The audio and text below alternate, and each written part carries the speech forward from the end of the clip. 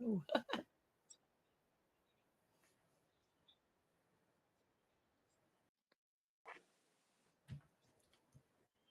Yeah, we're Hello. watching here. I don't look like I'm looking as far sideways.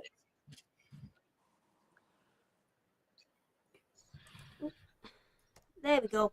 It's because what happens is I set everybody else's stuff up and then forget to do my own. But there we go. So, welcome to the Secret Sewing Club. It is Sunday the 12th of January. Just to explain how the Secret Sewing Club works, as you can see, I have 3 lovely guests. There you go. And they will all be doing their own demonstrations. And if you like the products that you see there, you need to go to their own website to buy them. Now, to do that, you can click the QR code that's up in the corner, and that will take you directly to their website where you can buy anything that you see that you like. So, first of all, let's see who we've got today. So, Sasha, just above me. How are you? I'm good. In January, just flying. It's mad, isn't it? Yeah, it really is. Absolutely mad. It just feels like we've literally just got back into the swing of things. Yeah. And it's just mad. Crazy. But it's good to be just back. Mad. Excellent. Oh, and then Anthea. She's putting her glasses on. Yeah, hello. Yeah, I'm deafblind nowadays. So, yeah, we put Secret Sewing Club on the thingy-my-bob, and because it's Mike, and Mike's like not usually here, he put somebody else's Secret Sewing Club up, and I'm thinking, I'm sure that's not how it goes. We're all right now, so I'm here, I'm in the room. Just trying to read some comments. Good afternoon, everybody. So, oh, your mother's watching, Mike. She's making sure you're doing a good job. Hello, Tech. And Maria, who's over this side. Hello, from sunny Devon. It's really sunny outside today. It's one of those days you want to go out and for a nice long walk. It's pretty cold though. I mean, it's sunny here, but it's pretty chilly. Yeah, we've had a lot of snow this week as well. So, so it's we've nice to see everybody. And yeah, I'm looking forward to the afternoon. Perfect. So let's go back round again. Sasha, what have you got for us today? We are going to be looking at Bozel today. So we are going to be looking at in our form placemats. So for anybody who doesn't know, what is Bozel? So Bozel is from America. It is a interfacing and waddings company. Everybody would have heard of In Our Form.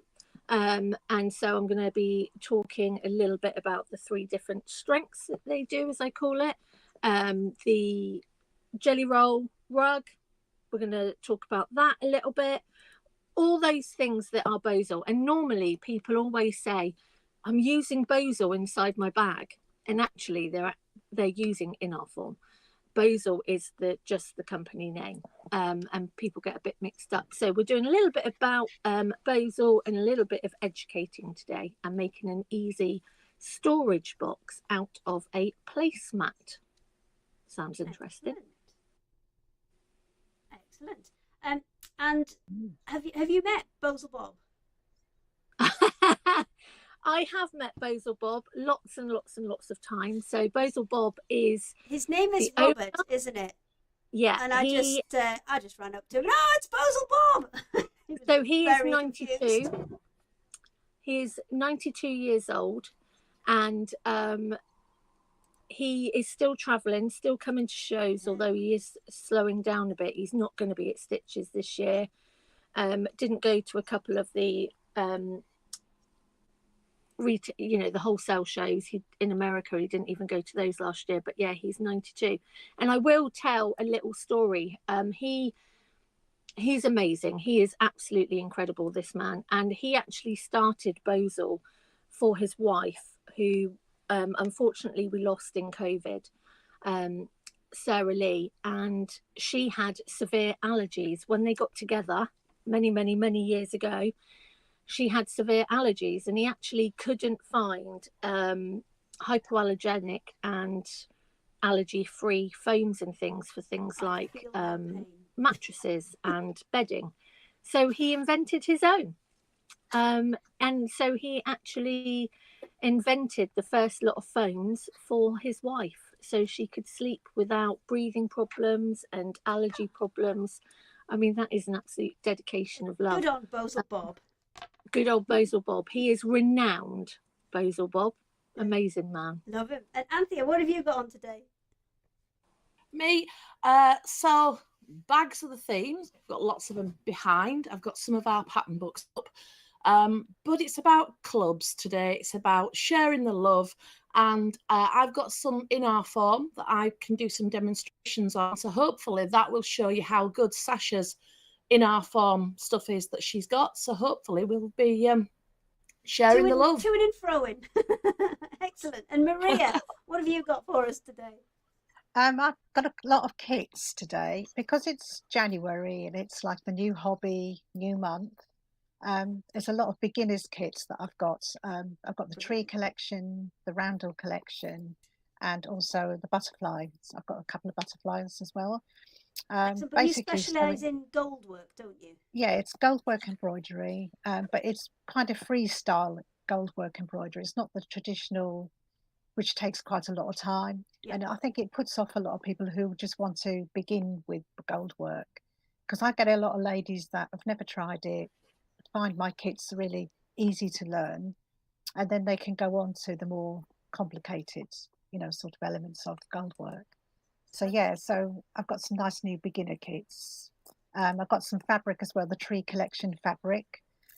So if you don't want to do the metal thread embroidery kit, you can probably buy a panel and embroider into it, as you want. Perfect. So who's it's Anthea first today, I believe. Yeah. You ready? Hayley. Yes, my love. Can I just do a quick shout out? So we've got a lot of people on Facebook. One of our regulars, Jeanette Chapman, she's actually watching from hospital. Oh. So we are sending her our love. Yeah. Yeah, I hope she's okay. That face wasn't for Jeanette. That face was like there's a seagull trying to get in the window. And it's like proper up. And I was like, whoa. So I hope she gets better. Absolutely. Sorry about the terrified face. Yeah. But we will do some shout outs later. But I just wanted to say hi to Jeanette. Absolutely. Well, sorry about the no makeup face as well. But because I had makeup on for Sewing Street on Friday, it just absolutely ruins my skin. So it's having a few days off. So that's fine. We don't need makeup to do this. We're all good. No. So you're lucky with rest. I know. Sometimes we've done it in pajamas. Yeah, luckily we've got clothes on today. So Anthea, on that note, seeing as you're fully clothed and not flashing anybody, as I wish you were here 10 minutes before we sent the cameras live.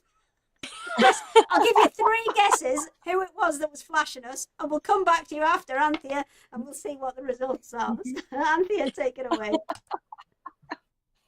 Well, it wasn't me that was flashing, and that's for sure. There's things that you don't need to see in your life, and yeah. So welcome everybody, and my first visit here of 2025. So yeah, welcome. And what I want to talk to you about today is Quilting Antics. This year we're all about community, and we're all about building that community. So I've got a few things that I wanted to share with you. Now, first of all, and I'm like a broken record with this, the first bit to touch with our community is Block of the Month. We do several Block of the Month programs. Now, on my website, the Quilting Antics website, there's a row of blue buttons down the side.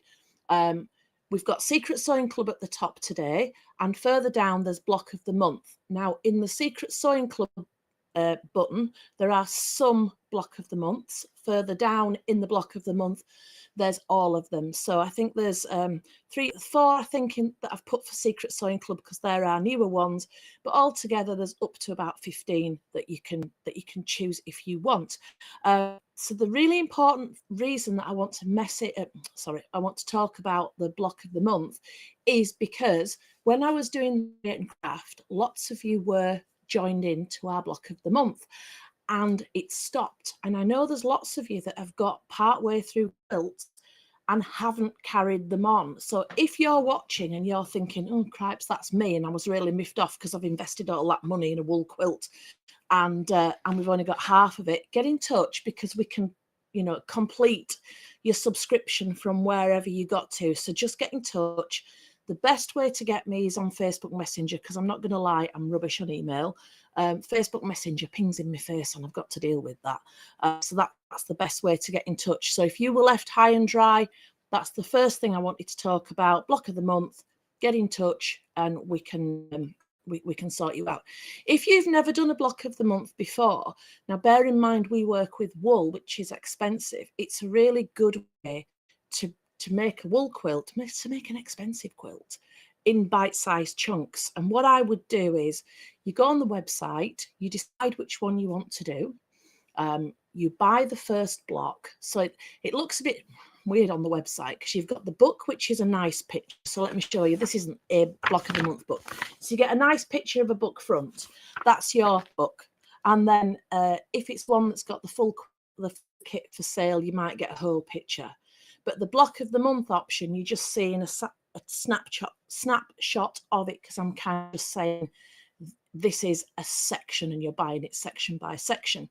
So what you would do is you would just buy your first block.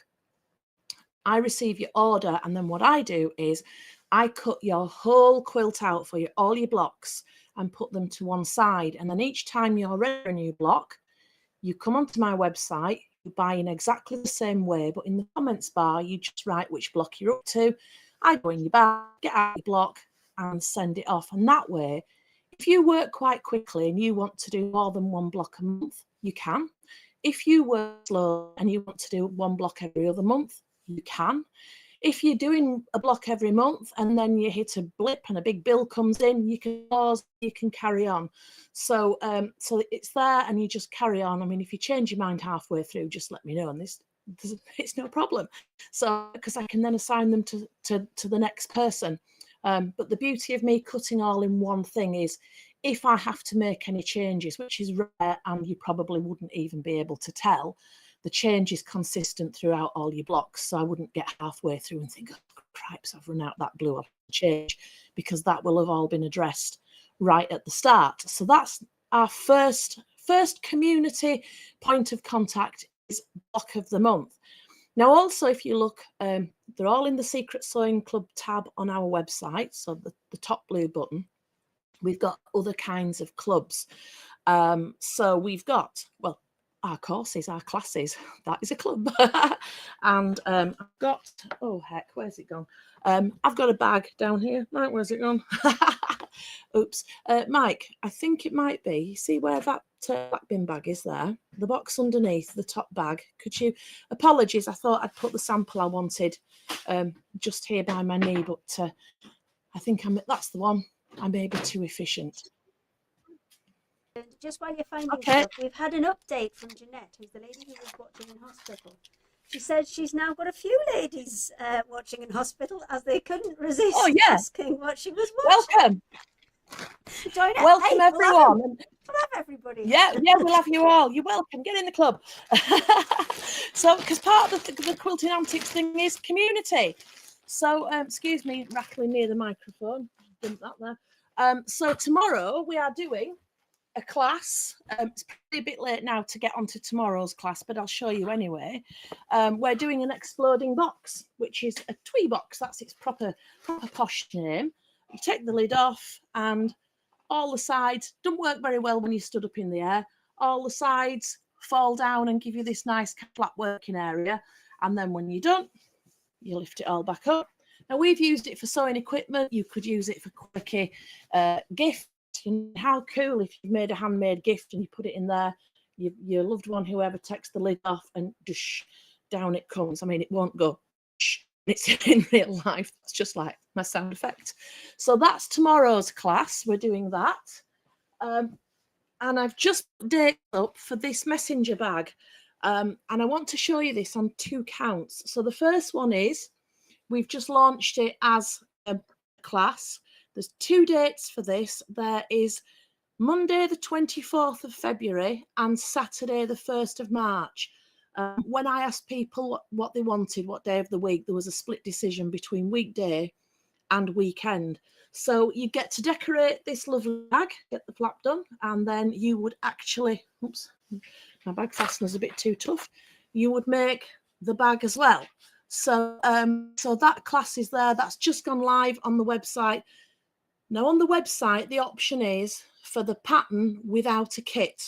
But if you want a kit, send me a message, Facebook Messenger, and I can do a kit either just for the applique on the front, or, you know, the applique with some grey. Fabrics may vary, but I can do that, and I'll give you the price on inquiry. It was just too much information to put the whole lot on one website option, because I thought people are going to think that they're going to be paying a small amount and getting the big kit, or they might think I'm going to sneakily bill you for the big bits. So I just kept it simple. If you want the kit, just message me and we can sort that out.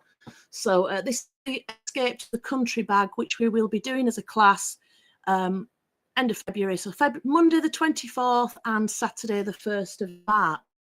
Now, the reason this is coming out as a class in March, well, end February, March, is one of the other options that you can join is our Tweed Bag Club. And how that works is you pay £19.95 a month for 3 months, and on the 3rd month we make a bag. And this was the November bag. So by the time you're doing this as a class, our bag club will have already made their next bag. So it's just a nice way. Again, it's you know, it's a good way to pay for something that's not as cheap as maybe you're used to expecting. So we're doing a bag club, and then we've got our Tweed clubs. Now I'm going to give you a little sneak peek of what's gone out this month, because I know people have opened it because they've got back in touch. I'm not holding up the right sizes because we've got 2 clubs going on this month. Both clubs got the same fabric, although if one person was both clubs, you'd get different. So we're doing a small Tweed club, which is £19.95, and for that you will get the equivalent of a fat quarter of Tweed. Now, a fat quarter, it might mean that you're going to get one of our Charisma packs, of which we've got. That's our wool version of a charm pack.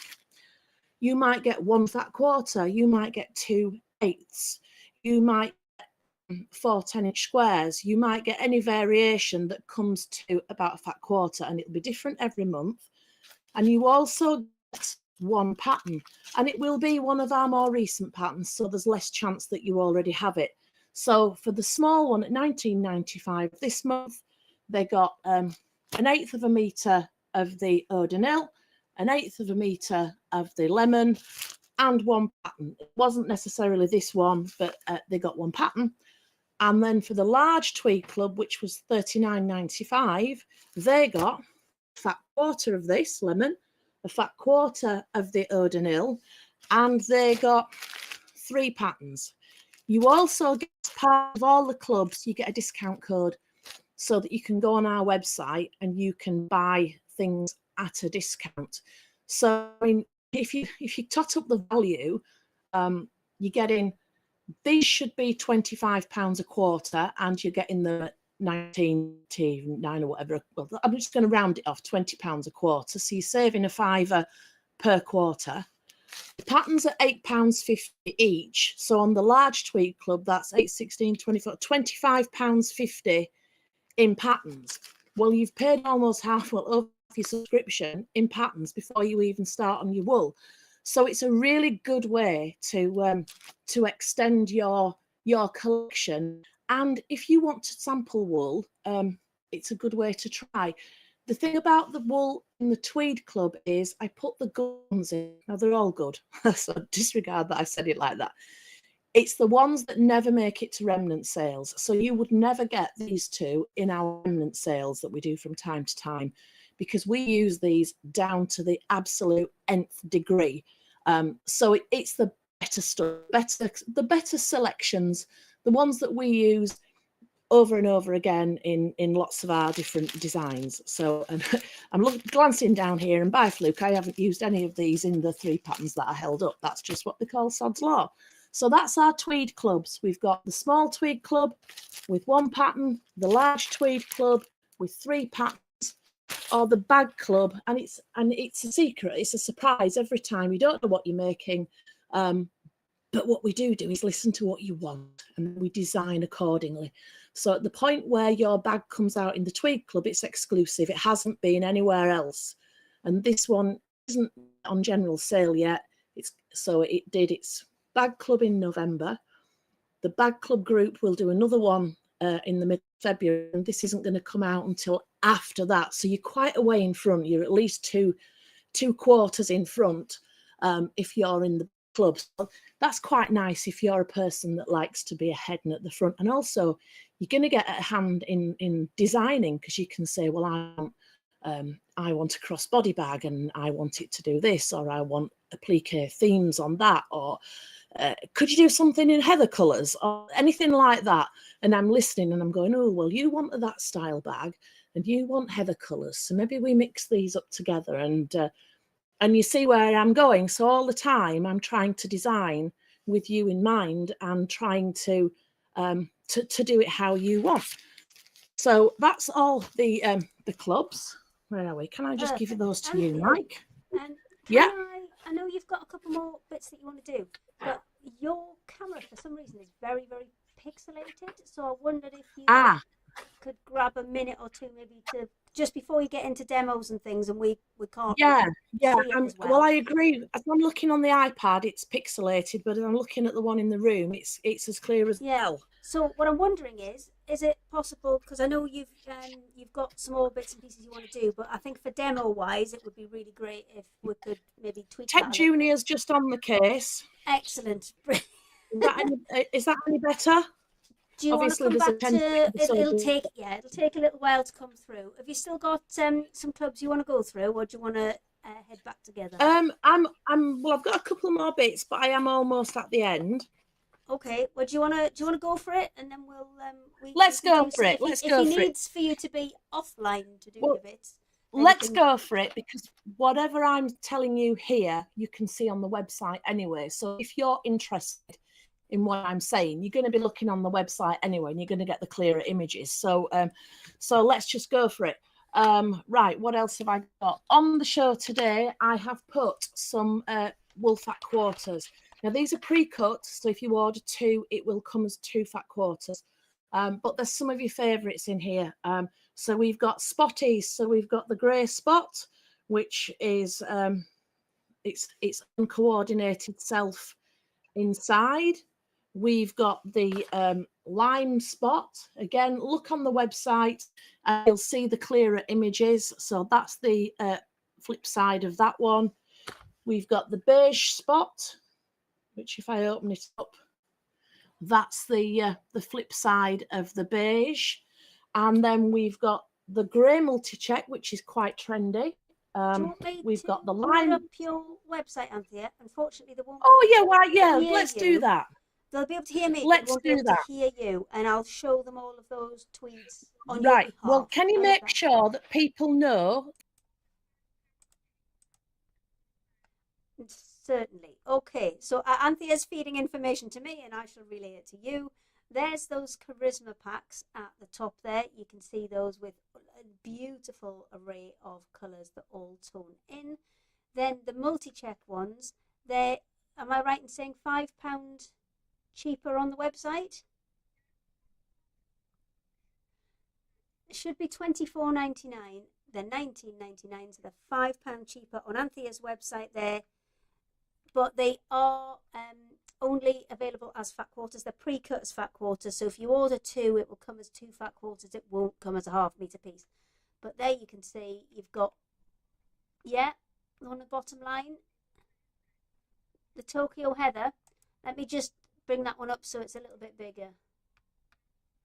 Okay, so this one hasn't got a huge amount left, and apparently Anthea's feeding to me that it has been discontinued. So if you do want that one, you will have to be quick, because that is all that she's got left on that one. Right, I will bring you back. There you go. We've had a look at your beautiful tweeds. And you're back in the room, my love. Thank you. That's all right. I'm not sure what we're doing with cameras because on our thing here it's as clear as a bell, Hayley. So Yeah, but I'm wondering if it's something. unfortunately, coming through to me, you're not. You're a bit grainy on the Yeah. the platform that we use to get you together. It's grainy on there, and then it's grainy. Yeah. But I'll tell you what, we'll jump everybody back together, and then we'll have a little Okay. chat, and then you can have a look and see if it might be internet Yeah. speed. Anthea. Before we jump back, can I do the last one, course which you can. is also on the website? So this time I've brought some bag hardware from Empress Mills, and it's all trim stuff. So there's 5 different things, which is going to be difficult on a pixelated screen. The colours will vary, but we've got D-rings, we've got the magnetic fastener, we've got the gorgeous snap hooks and base nails, turn clasp, and 2.5 meters of black webbing. So if you're a bag maker, it's kind of a complete bag making set. We're going to come back and have a demo on how you use that stuff, but just to make you aware that this stuff is here. So you've got base nail, D-rings, and several different closures there, different ways of fastening your bag. So yeah, I think I've covered everything there.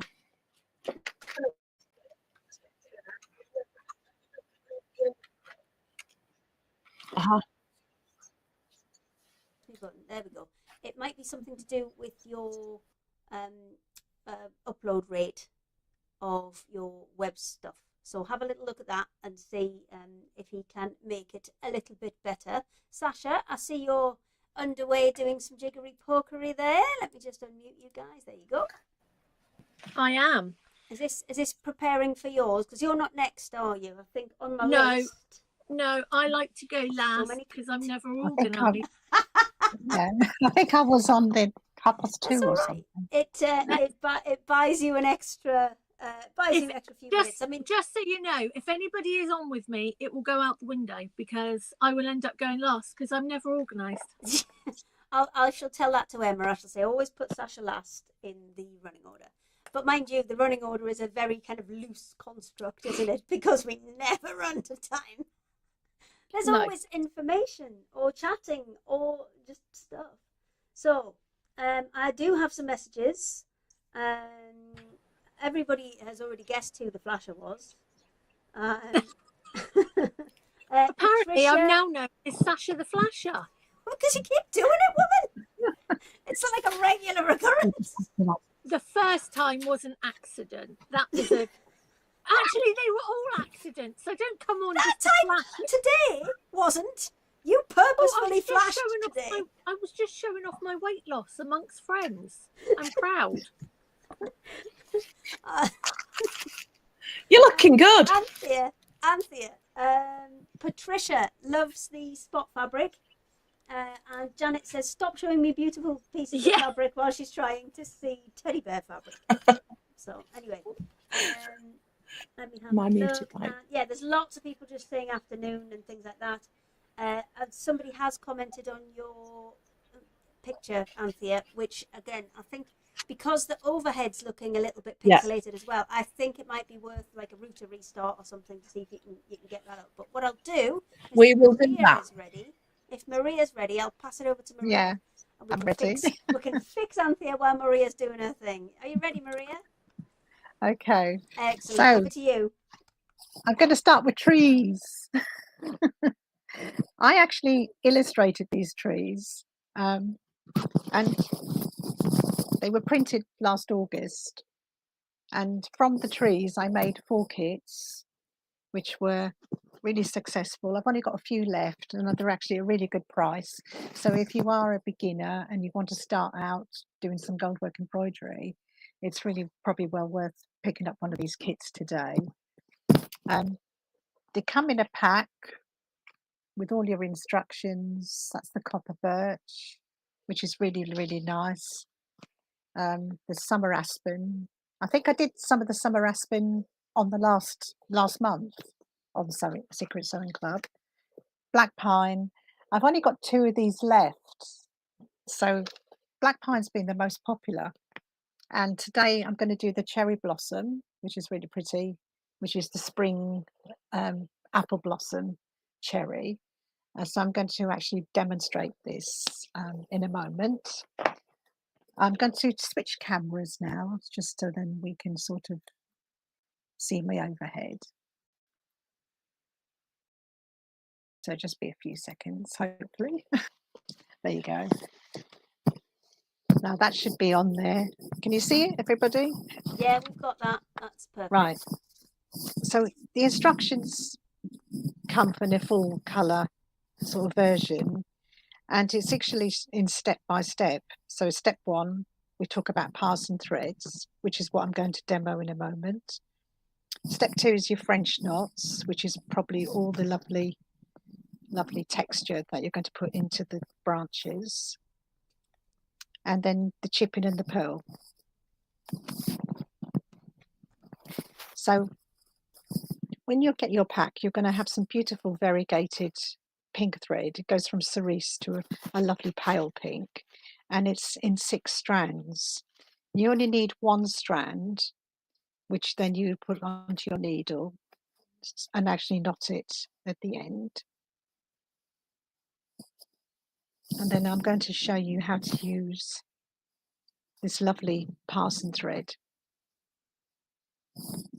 which is really, really nice. This is actually a gold twist, which I can just sort of see in the light.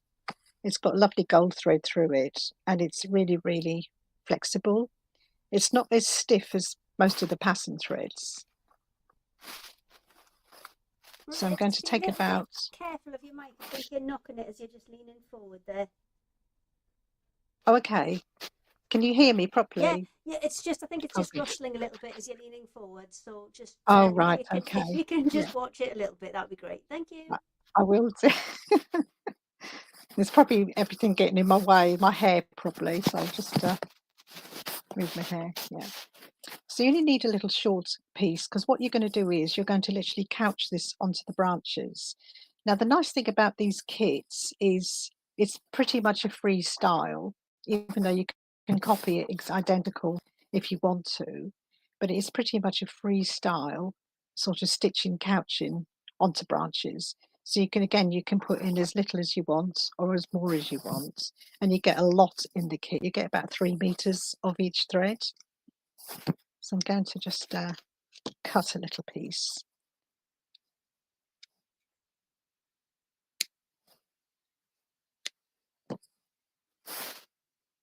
And I like to sort of sometimes fray the ends a bit, so you can actually then just literally manipulate the ends, fray them out, which again, it gives it more texture inside some of the branches. So does that thread contain a wire or something to keep it?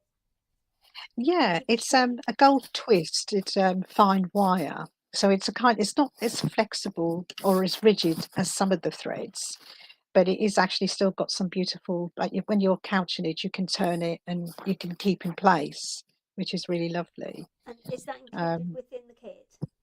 Yeah, there is. Yeah. In the kit, you get about 3 meters of each color. Everything you need is in the kit. And there's more. I always put more in my kits than you should. And obviously the kit can be found on your website. Obviously, the QR code. Yeah. This is the cherry blossom. Yeah. And how much is the kit? They're all $19.99 today, which is like half price. But there are the last of the few, so I think there's only about probably 6 of this one left. So if you want it, you need to be pretty quick. Yeah, so what I'm going to do is I've just threaded up my normal thread, which is a black thread, so you won't be able to see any of your stitching. And literally you're coming up and you're couching over your thread to hold it in place. And again, as I say, it's pretty much freestyle, so you don't really need to worry about sticking to lines. You could bring it over a bit more over here.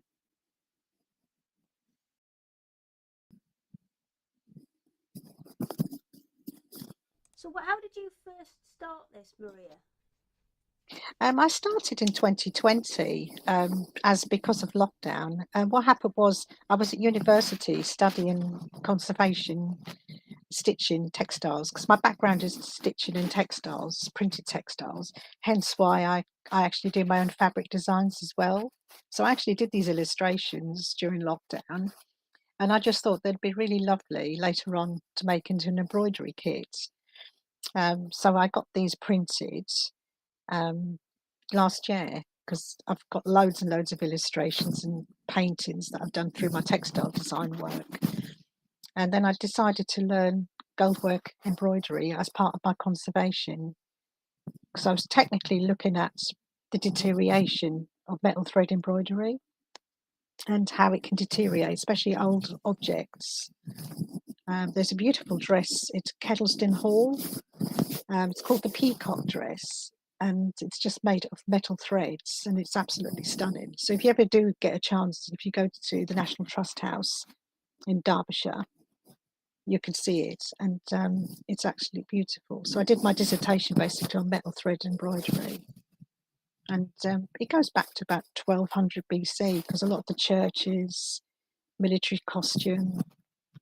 So then you've just It's all got the bug, and you're kind of just Yeah. revising some of the techniques. So I end up selling the threads as well, because I have to buy them in for the kits. So again, on my website, if you just want to even just try maybe buying the fabric panels on their own and then buying some threads, you know, you can sort of have a go.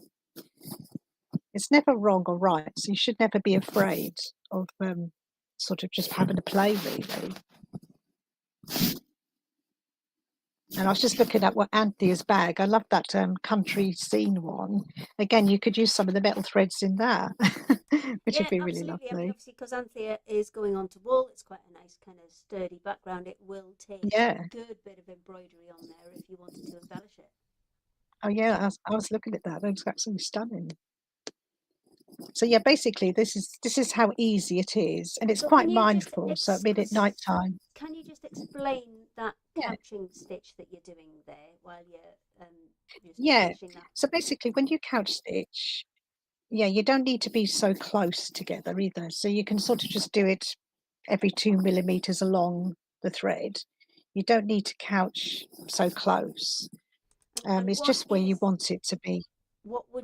How would you Sorry? best describe the couching stitch? Because unfortunately we're not quite close enough to see exactly what you're doing Oh, there. right. Okay. Let's try and see if I can get. We're thinking about it. I'll try. Yeah, on the next. Yeah, I'll try and get it adjust it closer. in between.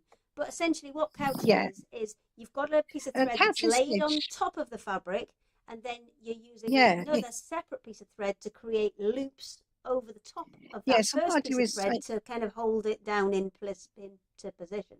Yeah, that's right. So what I use like a Gutterman thread, which is quite a strong thread, and double thread that onto the needle, so you don't lose your needle either. And then what you're doing is you're basically, because metal threads don't go through the fabric, not like normal embroidery. So what you have to do is you actually have to adhere it to the top surface. So all I do is just bringing this thread over and just holding this into place. And that is basically the principle of goldwork embroidery. So You it's don't almost go like through the fabric. little kind of, when you've got a cable and Yeah, those little white clips with the little nails to put it kind Yeah. of into the wall. It's like that. that's but it. That's brilliant. Yeah, with thread. that's it. You just Exactly. That's really every well. so often you just pop one of those Yeah. little nails in just to hold it in the position that you want it in. That's right. Exactly. I mean, that's that's actually well said. That. It's not often Really good. that I am very good at No, this, it's but I'll good. take that one. And again, you can actually then, make your frays on the ends to give it a bit more texture. So that's how easy these kits are. This is your step 1. And do they? Which is is called- it all couching, or how many stitches are in that particular kit? I'm sorry, I didn't hear what was it. How many stitches are involved in that kit? Is it all couching, or are there other? No, stitches no. involved? Basically, the next one I was going to demo was the French knots, which you've probably seen a few times anyway. And then there's also some metal thread embroidery. So you chip in little tiny pieces of metal thread as well. So the metal threads come in the kits. like this. Oh, so the And metal that's thread actually, comes in colours as well. yeah, it comes in colours. So when I put my kits together, I always try and source the colours that are relevant. So this was like, I needed some pink, so I bought the pink in. But you can also buy in all different kinds of colours, like the reds, oranges, which is used in the copper birch tree one. So all I do with these is then chip these like beads. So these actually will cut with your scissors.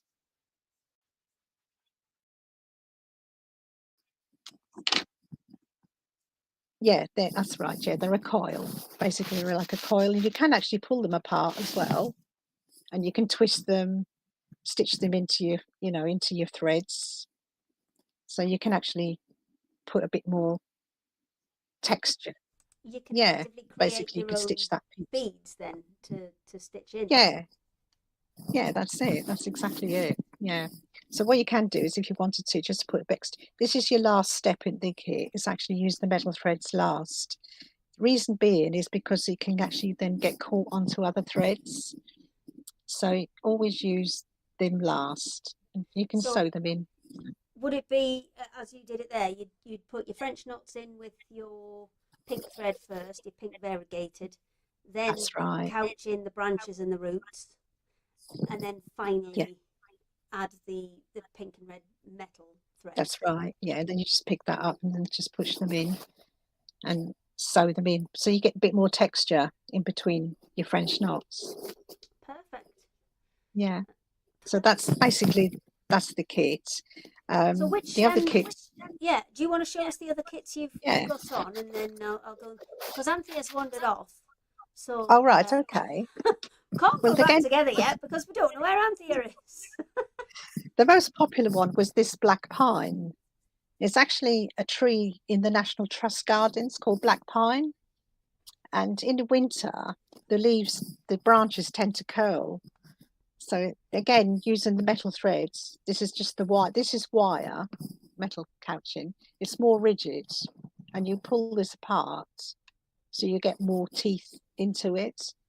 And literally, you'll stitch that on top.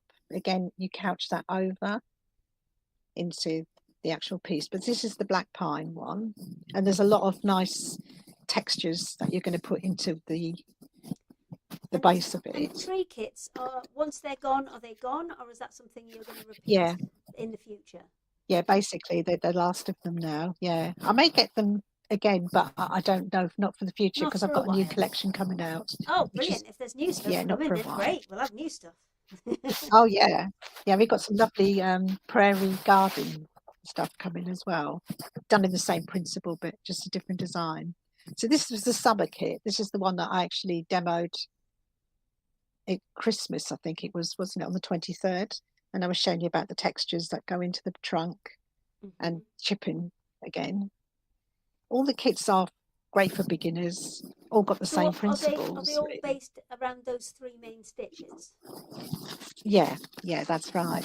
Yeah. So that, when we get those, I'll go back just on the other camera.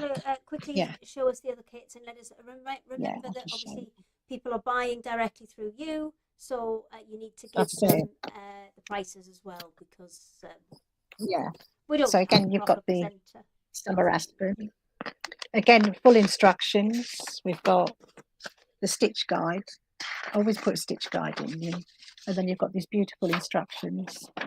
They're all in colour, and then it gives you some of the textures, the techniques as well. The summer aspen panel comes like that in the kit, so it's already done for you. There's no colouring or anything like that. And you're getting your panel, you're getting the lovely texture bits that go onto the bark. There's about 1/2 metre of those, plus your threads. Try and get your threads out here. And your needle. You all get needles inside them as well. So you've got all your Perfect. Well, variegated threads. if you're ready to come back together, I'll go and grab the other guys, and then we can. Yeah. Whenever you've got other kits, and you've got butterfly kits, and you've got your roundel kits as well, but we've still got That's a couple of demos for you, so we'll Yeah. probably pop to see those in a second. Let me see. Anthea, check. Sasha, check. Everybody together. Let me just reactivate your microphones. Splendid. Back in the room. Are you all good? Yay! Good. Yay. Okay. I've got a question on Facebook, Hayley. Okay. Yeah, let's go. Do you use a stabilizer under your fabric? Oh, so that's from Maria. Yes. Oh, was that for me? Yes. Yes. The question's for Yeah. you. Yeah, you can actually use a stabilizer if you want to. It depends on what you're going to do with it afterwards. If you're using a hoop and you're going to keep it in the hoop, then you don't really need the stabilizer. You just basically use the hoop and keep it in the hoop. But I usually use a very fine wadding or a fine, is it Visline? I use that paper as well. Right. Then that Like will a tearaway actually then, stabilizer kind of thing. yeah. And you can make a cushion with that then, or Do you know what? you can make something. I've got A bag. everything that we had on Sewing Street still in the car, so I might run down and grab that because I think there's a couple of things there that would probably be perfect for what you're after. So Yeah. at some point, when Sasha's in full flow, I will. I've never done this where I've actually fully run away, so I might go do that and run down to the car, and then I can go and get you some various battings and waddings and stabilizers, and I'm sure one of those will be perfect for what you're on about. Yeah. So, Sasha, let me have a look. I'm dressed. I'm okay. I'm Excellent. covered. Oh, We're there all is good to go. there is another question from Maria as well. How Oh. far apart are your couching stitches? About 2 millimeters, 2. 1 to 2 millimeters. Okay. You can do them 5 to 10 and then go back again, which actually sometimes then Okay. secures and gives you a bit more strength to the, actual threads. Perfect. Okay. And Rosie has said, "Hi everyone, New Year challenge. I've just started to have a go at Quilt As You Go," which is Nicola, who I think might be on next week. Actually, I'll check that. Using K Facet collection that she bought from C&C. Well done for actually receiving it. So, I know. Well, we're past the angry stage now, and we're now just, I think, at the stage where we're just joking about it, just a little bit about it. Just delirious laughter. We'll get there. We'll all get there in the end. Right, Sasha. This is a silly question. Are you ready? I'm ready. Okay, over to you. Right, you must behave yourself though for a whole 3 minutes because I'm going to leave you. I'm going to go outside, run down. I might get another gold star. Will you? Yeah. You can have one for doing the jobs. Hayley going to the car when I'm on. This is going to be good. It's risky. I have picked the riskiest person for this adventure, but it's going to be good. Okay, I'm leaving you to it. Bye. Right, let me just move that camera down a little bit so you can actually see. So we're going to be looking at Bozel in our form. Now, these are pre-cut shapes, okay? They are 12.5 by about 18.25 inches. And these make for a really, really easy placemat. Now, you are getting 4 in the pack. Some people might have the original pattern to this. If you have, that is absolutely brilliant. You can find the pattern online, or you can just do it really, really easily. There is a couple of ways to do it, which I'm going to go through. But first of all, in our form. Now, in our form, if you've never heard of it before, is a foam. It's a foam that goes inside your items to provide structure. Now, obviously, being the Bozel ambassador, I'm a bit geeky. I love all the tech that goes behind the Bozel product, and I've used it for many, many, many years. The placemats are not just placemats, okay? They have got a scalloped pre-cut, okay? Now, there are a couple of ways you can finish this. You can either finish it with a zigzag stitch. So all you need to do is fuse a piece of fabric to the front, fuse a piece of fabric to the back, do a zigzag stitch right the way around, add a name, and your placemat is done. Or you can do it how the pattern shows you, which obviously I can't show you because it is an actual pattern and I haven't got them to sell at the moment. Whereas you fuse your fabric to the front, you're then going to have a piece of fabric on the back, and with a hole in, you're going to then turn it through and you'll sew around the scalloped edges. Really, really easy, really, really nice to do as a placemat. Great one to do with the kids as well, because they can put a name on there, you can put different applique on there, anything like that. So inner form.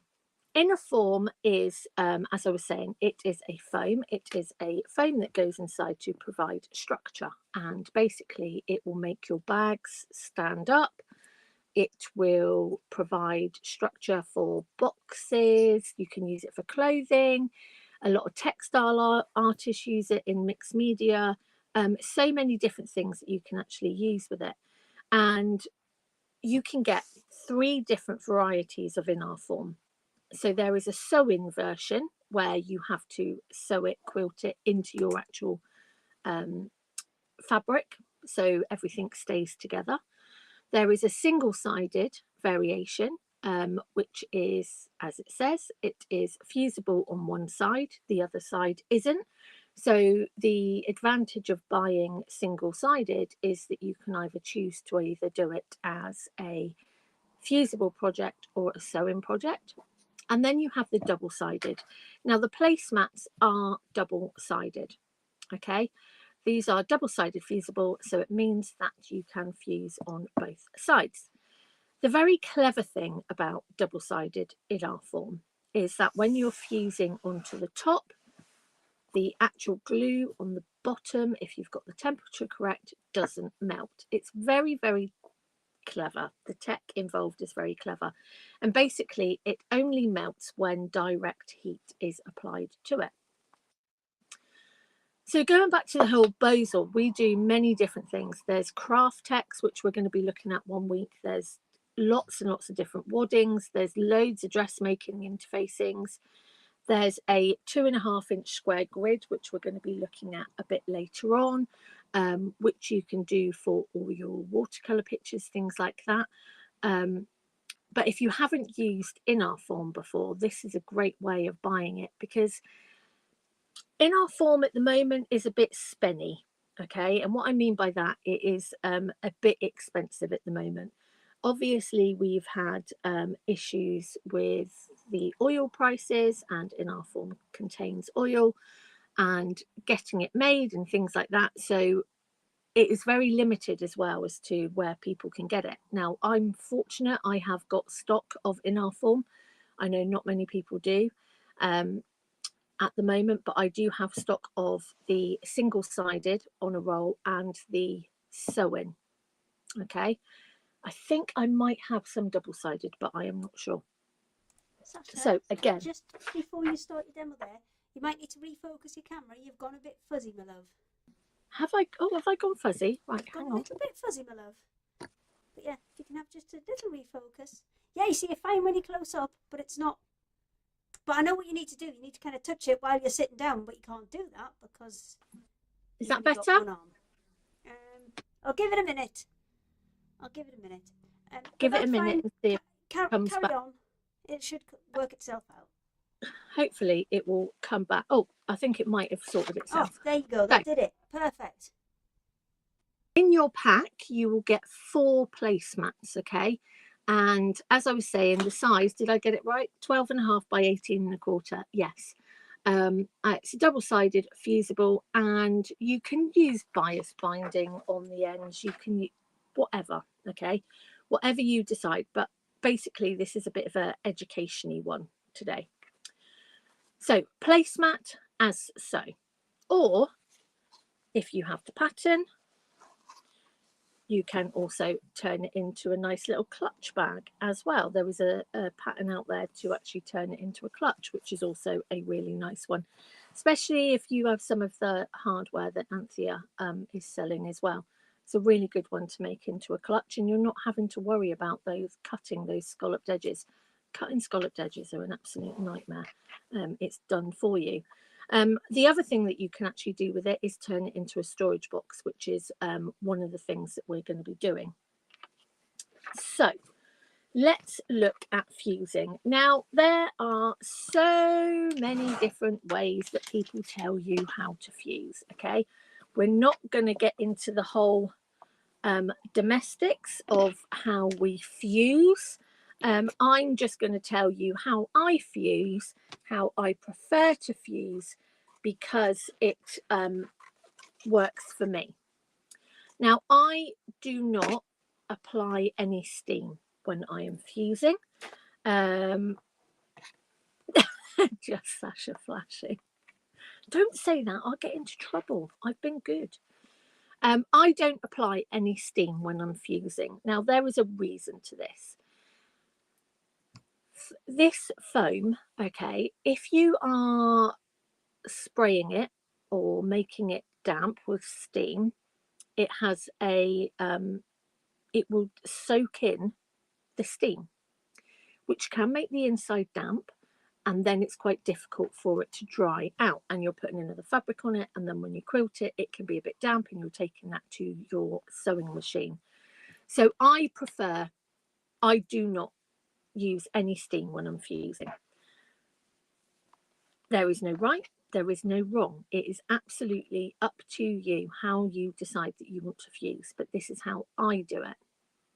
Now, if you do choose to steam your in-our form, I would always place something over the top, because again, you don't want that steam, that dampness going into your foam.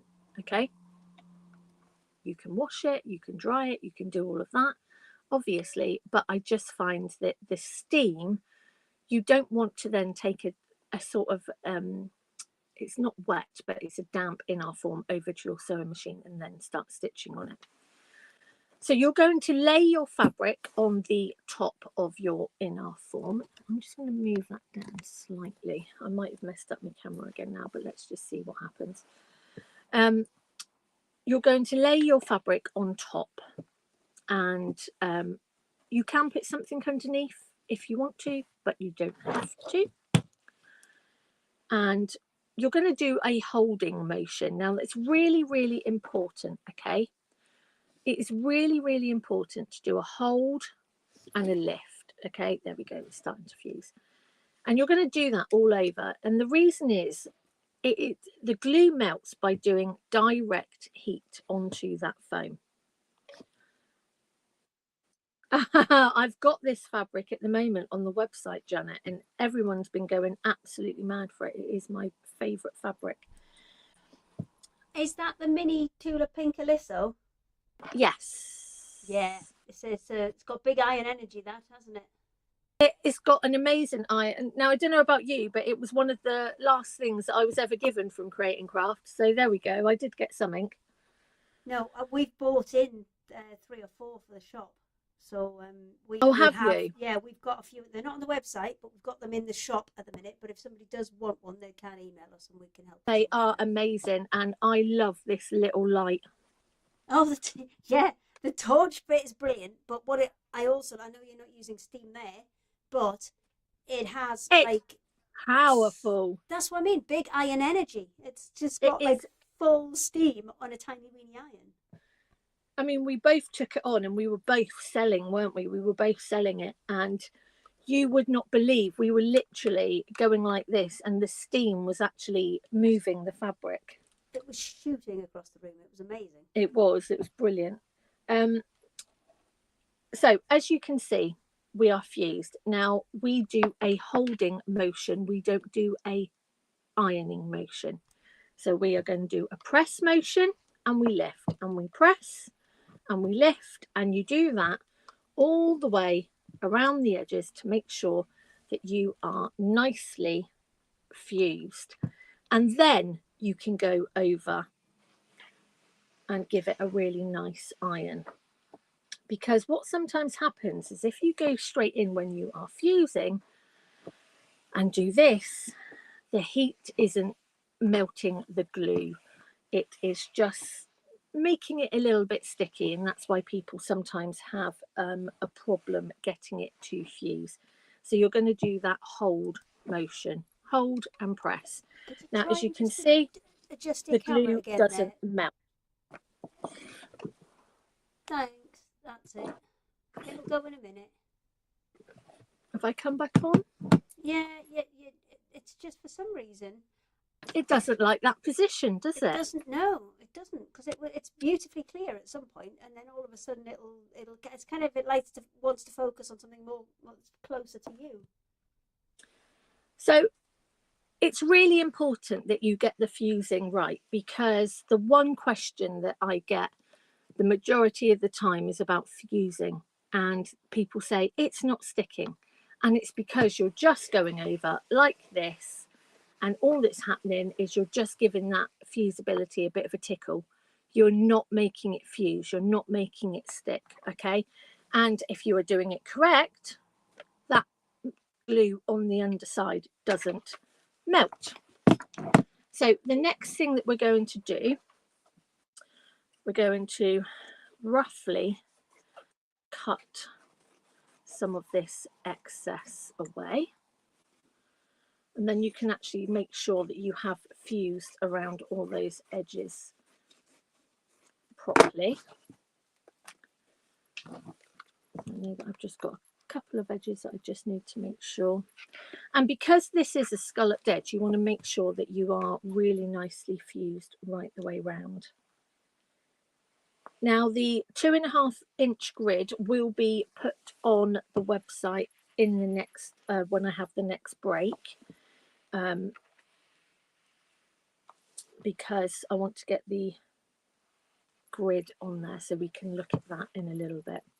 Now, can you imagine if you had this as a, we're going to cut this really quickly.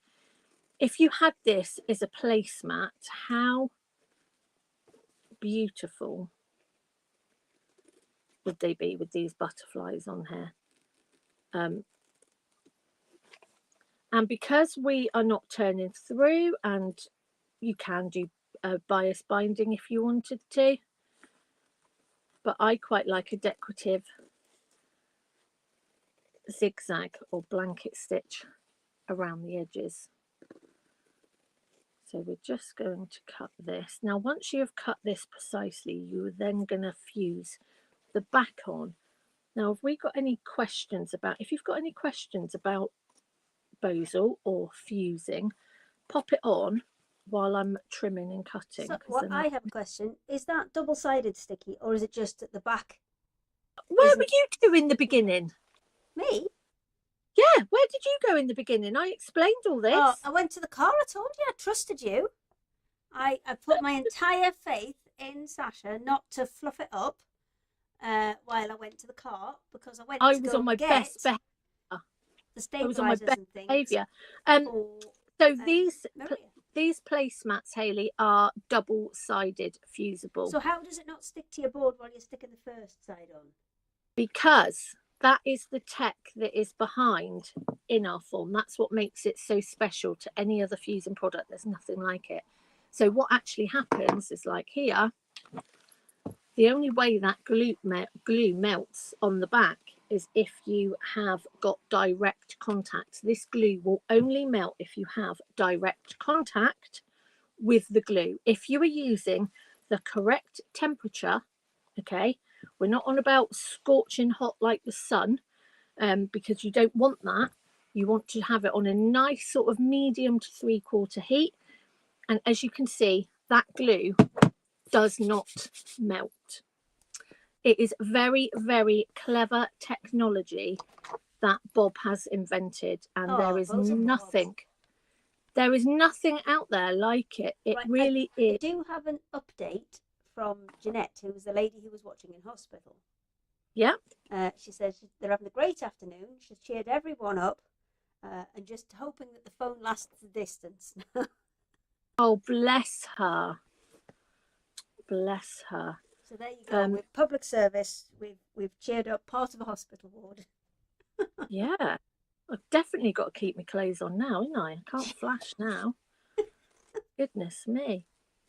Is this just going to be a thing now? We kind of. I think like it's just what I'm known as. It's what made me laugh is the fact that they didn't even say Sasha. Someone was saying, "Don't tell me Mother Christmas." Yes, I know. You've got a reputation now, I think. I was at a very good charity event. Do you know what I mean? I was doing my good for, even if it wasn't Anne Summers' Mother Christmas outfit, it did the job. It's like, do you remember South Park, where at some point in every episode they killed Kenny? It's like that. Maybe this, at some point in every Secret Sewing episode, Sasha will flash you. That's why we're getting so many other husbands and wives that don't craft, that watches. Maybe that's it. It's a whole different story. Yes.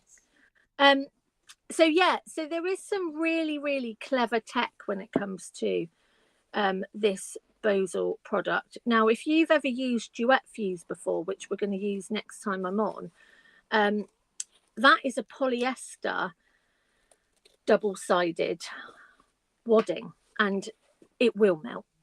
Okay, the only thing that makes it not melt is the fact that it's in our form. It's very, very special glue that's on here. Yeah, very, very clever. But people get more problems with the whole fusing, and it's because they're not doing it correctly. They're not doing it correctly. So I'm just going to go back over this because I noticed just in the middle. Did you have a flappy corner?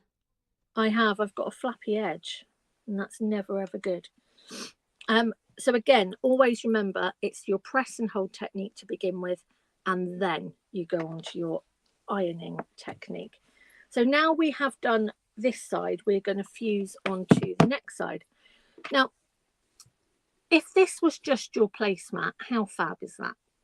You know, you can actually put the cream butterflies in the center, and then you could actually make it up so you had your cream butterfly and then you had your navy as should we do it? We've got time, haven't we, Hayley? Like a double-sided one, you're thinking?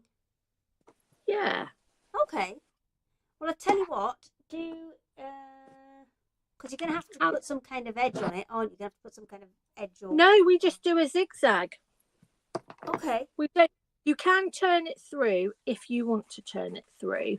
There is a pattern out there that shows you how to do it. Obviously, I can't do it because I haven't got the patterns on my website. But what I was thinking, if I show you quickly, I won't do it today because we want to go on to the gridded stuff. But for example, say we had something like that in the center, and then you added borders, maybe. So you could have something like that and then trim it round to the size and then put a plain blue backing on. And then what you're going to do is make sure that you just do your zigzag all the way around the outside. And you want to go around it two or three times. Do you want a chance to prep that other side? Yeah, but what we're going to do is we are going to turn this into a basket. So I'm going to get the other side pressed and then you can come back to me. Okay, no problem. Later on. Go and see if Oh, look, hang on a second. Where's she gone? Anthea! There she is. Is she there? What you got, Anthea? Form. Oh, you got in our form. There we go. Yeah. Can I just say, Sasha? Yeah. Really enjoyed listening to your demonstration, but I'm a bit different to the rest of you. I use wool, and a dry iron isn't enough for wool. You've got to use steam. So what you need to do is you need to try and put something over the top, because the last thing you want, especially with the wool, with it being thicker, is if you get damp in our form in the middle of all that wool, it's not going to dry out completely, and then you will get wrinkles if you don't know what people are doing. You do. Never had a problem with that. It doesn't seem to penetrate through, so we've never had a problem like that. And the other thing that I wanted to say was many years ago when I was at probably the craft store at the time, one of the first times I ever used in our form, and I thought, well, it looks a bit like an ironing board. I did it right onto the desk and I stuck it, and it just goes, comes straight off, and it doesn't even leave a mark. It's very clever stuff. The Please glue don't is very iron things in our form to your desks at home. No, Thank you. don't do it to your best polished table.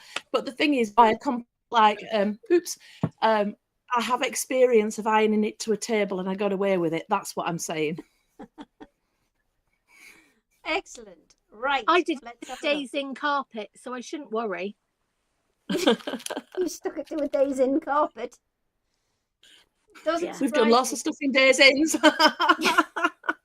And on that note, Anthea. What happens in Oh, a days in stays in a days in. Days in a Maria, days actually, in. before we go back to Anthea, Maria, I did run to the car. I trusted Sasha, and she proved she was capable of that trust. I mean, some days it's debatable, but I have brought back in a load of the battings and waddings and stabilizers that we had on Sewing Street on Friday. So some of those should be perfect for what you're after. We'll let Anthea go. I'll dig them all out, and then I'll show through them so that hopefully you can say, yes, it's that one you need. So, Anthea, are you ready? Well, we're never ready, but we're as ready as we're going to get. So let's just go for it. Oof. Oof. Pressing that button. Oh, what a thing. So, right. Today I wanted to talk about bags, which has fit perfectly with Sasha and in our form, because we use oodles of in our form in our bags. So I've got here in this section, I've got some general tips for bag making, and I've also got some hardware, and I want to ask you all a question, and I'm looking for replies. So please, please, please, and replies. So, you know, all this horribleness that's happened through the TV, and we've all ended up making really wonky, bizarre connections that you'd never thought that you would make. And one of the connections that I've made is with Margaret Adams, so M. Adams. And I have here a set of Margaret's bag making rulers and things. Who is interested in buying this kind of stuff? Because we might be able to get this stuff from Margaret and do it through the Sewing Club, through other places and the lot. But I wanted to know, have you heard about it? And what do you think about it? Give me your comments if you do. I'll just run through the stuff before we start the demo. She does rulers in a couple of different lengths, but the thing about Margaret's rulers is the 0 is in the middle. So when you're doing a bag, you can count out from the middle. She's got 2 different lengths of ruler. That's the shorter one. She's also got 2 different sizes of rulers for placing zips, so the center comes out there, and again you've got your 0 in the middle, so you can count out either side. And then she's got we've used this is great for bag corners. Can you see every single corner in a different shape? So when you're doing your bag corners, curved corners, perfect. She's got a pokey tool, and she's also got a tool for doing turn clasps on bags. So if you're interested, or you've heard of a stuff before, and you can say you've got experience of using it, please, please, please message in, because I think that's a conversation that got some knowledge. I've got Patricia on Facebook, and she said she'd be interested in the corner one. And Jeanette Chapman, who says, I love Margaret Adams equipment. It's good quality. I have a few of her hardware, but love the clasp template, but missed it on TV. Yeah. So obviously I'm friendly with Margaret, and our friendship is quite new. And I love her stuff, but I want to know whether you do too. Well, I'm sure you do too, but you know, some reviews is what I'm asking for. So right. Make our way to hardware, but first of all, I thought we'd start with some really, really simple bag making techniques, because I know we've got new people. If at the very least they're sat with Jeanette in the hospital, and you might never have made a bag. So let's have a look at some really, really basic stuff. So bag making. Do you remember when we were at school? You got 2 pieces of fabric, and you put a handle on, and you called it a bag. Let's show you this side. You called it a bag, you put something in it for your mum's Easter present, Mother's Day present, and that was it. Nowadays, we're a little more swish than that. We give them some shape. I've got lots of bags behind, and on my webpage, I've put, there's, I think there's about half a dozen books. This is just 4 of them here, which are all bag making books. If you want to have a better look at any of the bags in particular, comment, and Hayley, if you'd shout out, then I can send Tech Junior to have a look in the boxes and get out what we need. My boxes are all there. Pixelated, my lovely. Oh, what can we do? Yeah. Mike? Do you want to try your overhead and see if it's the camera or the stream? The overhead might be better, and one of the reasons for that is we've put the hard wire into that one because I was going to come to it, so we may have better luck with that one. Do you want to try the overhead, Mike? Right, so I'm stepping over. Are we live on the overhead now? I think we are, you're aren't live on the overhead now, but you're still a little bit, it's a bit better, but you're still a little bit pixelated. I've got a feeling with all the storms and all the water and the snow that's about, it might be a signal, a Wi-Fi signal issue rather than a camera issue, but we'll plow on. We've got what we've got. So, right, so here, just to get ahead, I've just put 2 pieces of enough together. The beauty of the inner form is it stands up on its own. Well, it will do once we've got a base in it. And how to give them the square base here at the bottom is we cut out the corners. So I've drawn here some 1.5 inch squares just because it's a small scale. If you're doing a bag pattern, it will probably tell you how big those squares are, and I think usually we're using about 2 inches on a, on like a shopping style tote bag. About 2 inches is the square, but just on this I've cut out and I've drawn on 1.5 inches. So draw it on, get your scissors, cut it out. It's a bit scary, and whatever you do on the outer, you have to do on the lining first. And when we're doing bags, if you read through the instructions and it says, right, do the outer, repeat for the lining. Well, if you've never made that bag before, I would actually do the lining first, because if you're going to go wrong on the lining. It's less effort and it's probably cheaper fabric that you've used on the lining. So I've cut my corners out there, and all I'm going to do now, if you watch what I'm doing, I'm making that seam that goes round there, I'm making it flat by pulling it out. It's a bit like a frog, isn't it? And then, oops, push one seam one way and one seam the other way. Do you know, it's much easier when it's got fabric stuck on it. You can put some clips on it if you want to, or you can pin it, or whatever you want to do. But put that under your sewing machine and sew across there. I'm just going to sew across. Here we go. I'm using the same 1/4 inch seam. Do you know what? Hang on, it's not going to behave on this small scale. Just give me a sec. The problem with the demos is, in my head, I'm running at about 3 million miles an hour. So, and the other ladies will probably back me on this.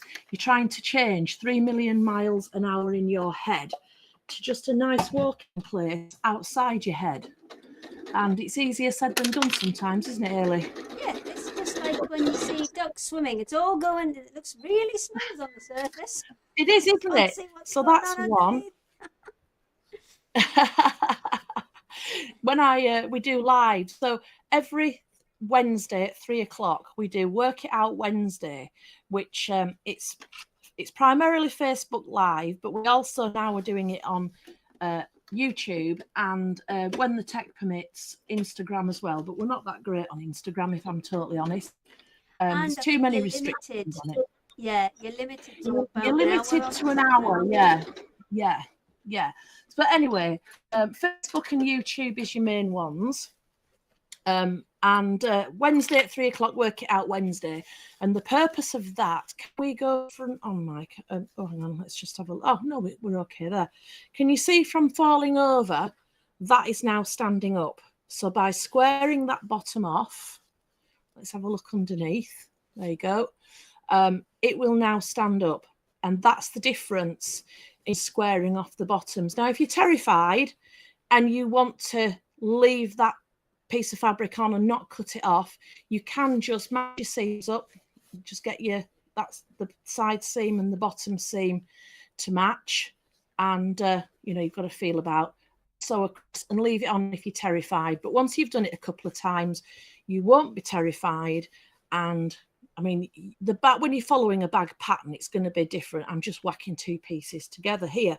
Now, lots of people will say, oh, I don't want a bag like that, because anybody walking past can go in and get my purse out.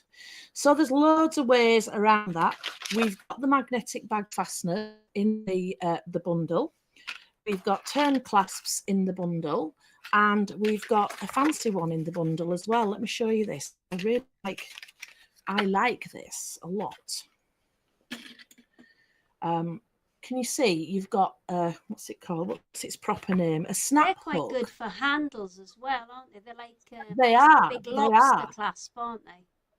Yeah, in fact, if I put it on here, you might see it better. Now, in the bundle, the colours are just, you know, random. If when you order, you want a particular colour all the way through, do put that in the comments, and as long as we can, we will. Obviously, the more people that buy them and the stock reduces, that will alter.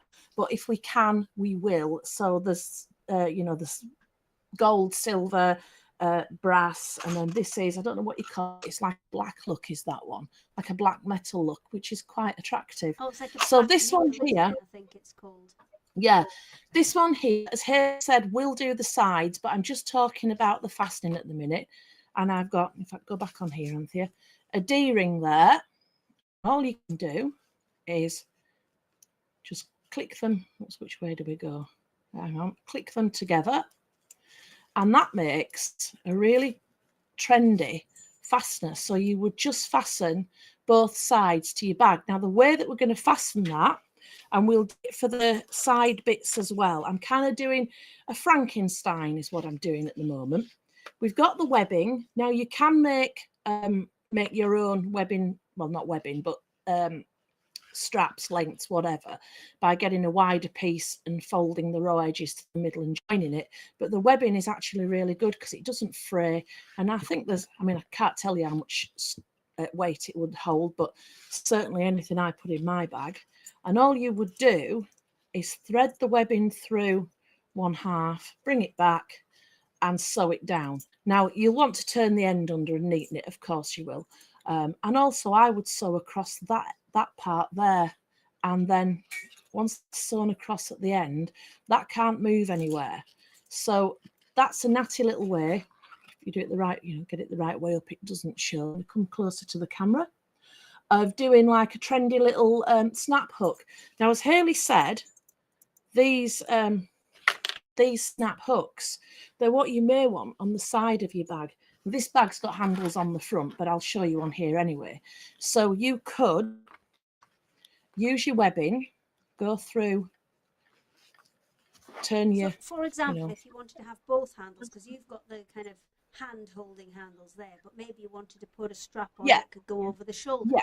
So you'd maybe put that on the side. It's horses for courses. What I'm doing right now is a Frankenstein. No, I wouldn't use these on a bag at the front. And I can turn around and rummage one off the shelf, but it's not necessary for this. So we'll just have it like that for the sec. So you would put your webbing or your homemade one in matching fabric, whichever, through there. Catch this between your layers, so it wouldn't be seen necessarily. You can have it on view if you want, but you can catch it through your layers, and then your handle, this part, and it just looks quite professional. You would come down, oops, where's my D-ring gone? You'd come down off your handle, and your handle, oops, your handle would end in one of these, and then you can clip the two together. Yeah, so that's how you would use them on the side of the bag. So whether you're using a webbing that you've pre-purchased, which is quite nice actually. If you Google bags, you'll see more and more people using the webbing idea as straps. So that's really nice way to use them. And it's a really nice way to get to take what is, I'm going to call it a homemade bag, but actually it is a handmade bag because it's better than that. Just to lift your work up into the next echelon of bag making. Now, you're going to get one of those in your bundle. If you want more than one, you could get 2 bundles, or if you want to put a message in, I can arrange to bill you afterwards and put an extra one of those in. I'm making this up as I go along, you can tell, can't you?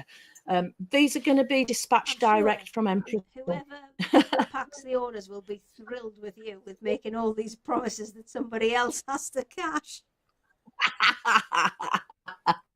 Yeah, it's quite good, is this, isn't it? Maybe I should be a demonstrator for everyone. I could, like, sales would go through the roof, tempers would frame. It'd be, yeah. And so that's your snap hook. It's a really, I just think that is so stylish. It looks great on the front. Even on the packet, they've used it on the front of a bag. It just looks fab. So your D-rings and snap hooks, you would connect in the same way, either using purchased webbing. You're going to get 2.5 meters in the bundle, or you could make your own, or you could do a combination. You could use one thing for one thing and another thing for another thing. Now, also in these bundles, we've got base nails, and we've got the turn clasp, and we've got magnetic bag fasteners. And if I can just lay my hands on, so there we go, turn clasp. So that's the front of the handbag in a way, it turns to unhitch it. The base nails and the magnetic fastener. I was looking the other night, just a sec, I've put it in my box here, I think. Right, now I don't want to be disparaging to anybody who sells or has bought cheaper bag fasteners, because I've done it myself, I stock them myself and all the rest of it. So I don't want to be like rude to anybody doing that. But this stuff here is prim. And I was comparing these for the first time ever on Friday. So this is a prim magnetic bag fastener, and this is a cheaper version. They both look exactly the same. Because I was thinking, why would you pay more? The prim one is £4.20. Yeah, £4.20 for the prim one. And when you're getting this sort, you might be paying half that price. And I was thinking, why would you? Why would you do it? Because I'm like quite thrifty with the stuff I do. So I thought, bit like the witch guide, let's have a look. So you've got your washers, which are for all intents and purposes the same. The prim one looks a little bit bigger than the cheaper one. I don't think that really affects my opinion, but so that's that part. And then you've got your, oops, hang on, prise this apart. You've got, yeah. I've got a question from Pen Hewitt. Okay. What size are okay, the hi Pen. magnetic clasps? Pardon? What size are the magnetic clasps? Let's see if it says it on the packet. They are 19 mils. Is that the right way around? 19 mils there. That's right way around. You're good. Yeah. So, sorry, the delay on the iPad means I'd have to stand there for 10 seconds and wait till everyone catches up so I can have a look. Right, so the other parts you've got, as a bag fastener, you've got, for obvious reasons, you've got male and female. One's got a sticky out bit, one's got a sticky in bit. So your female is the sticky in bit, the sticky out bit is the male. Right. I don't think, looking at this, that there's much difference that you can compare. The prim one is neater. It's a bit finer. It's a smidgen narrower, but nothing that you would really tell. But where this comes into its own, look at the female part. So identical to look at on the front, but look at them from the side. Look how slim that prim one is. That is going to give you such a level of professionalism. There's nothing wrong with this one. I use it myself. But this one, you know, if you want that extra level of finesse, there is no doubt about it. And then the big test is, let's put them together. Now, the cheaper one, that is a really good magnet.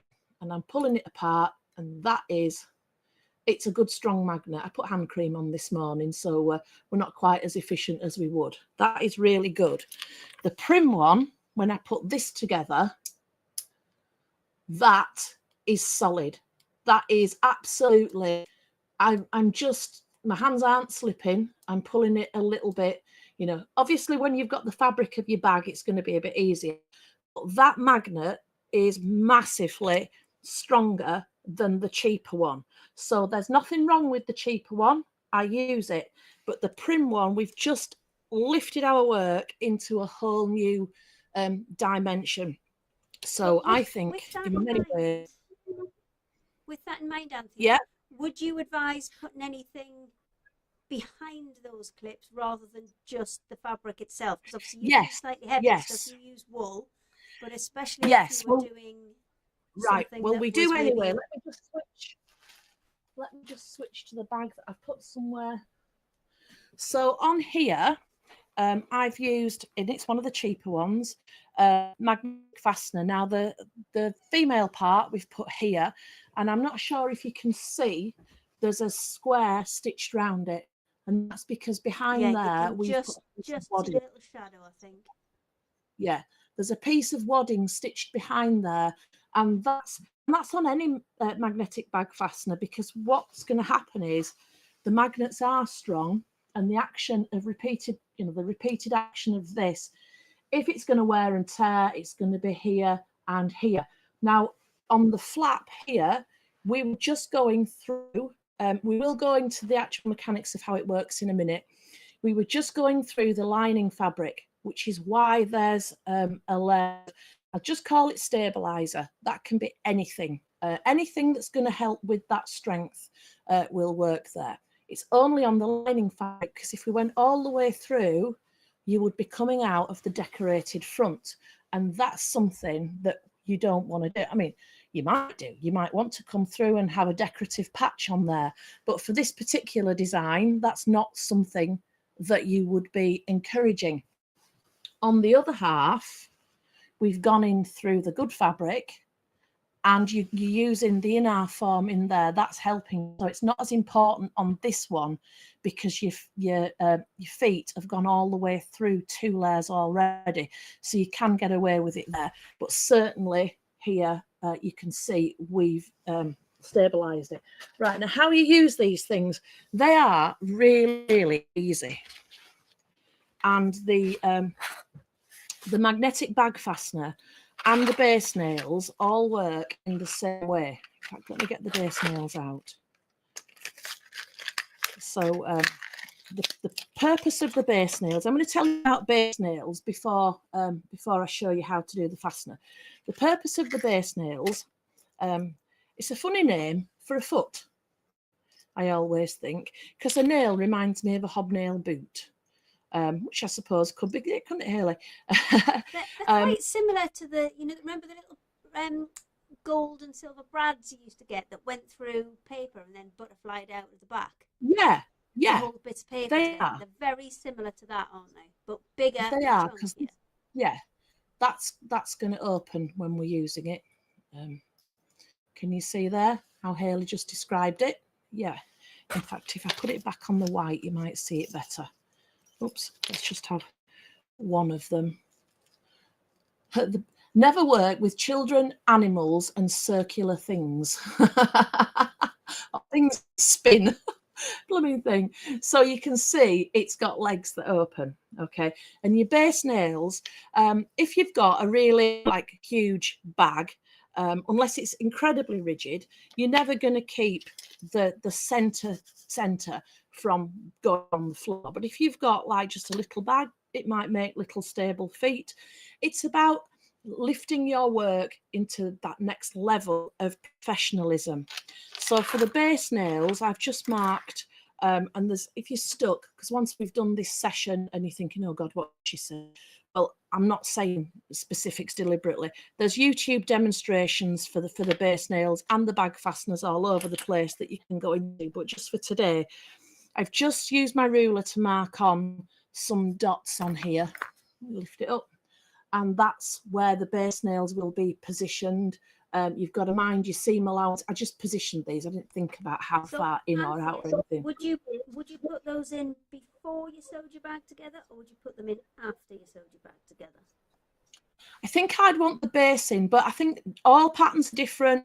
All creators write the patterns differently, and we're aiming for like a generic instruction here, which is why it says I am remaining a little bit vague.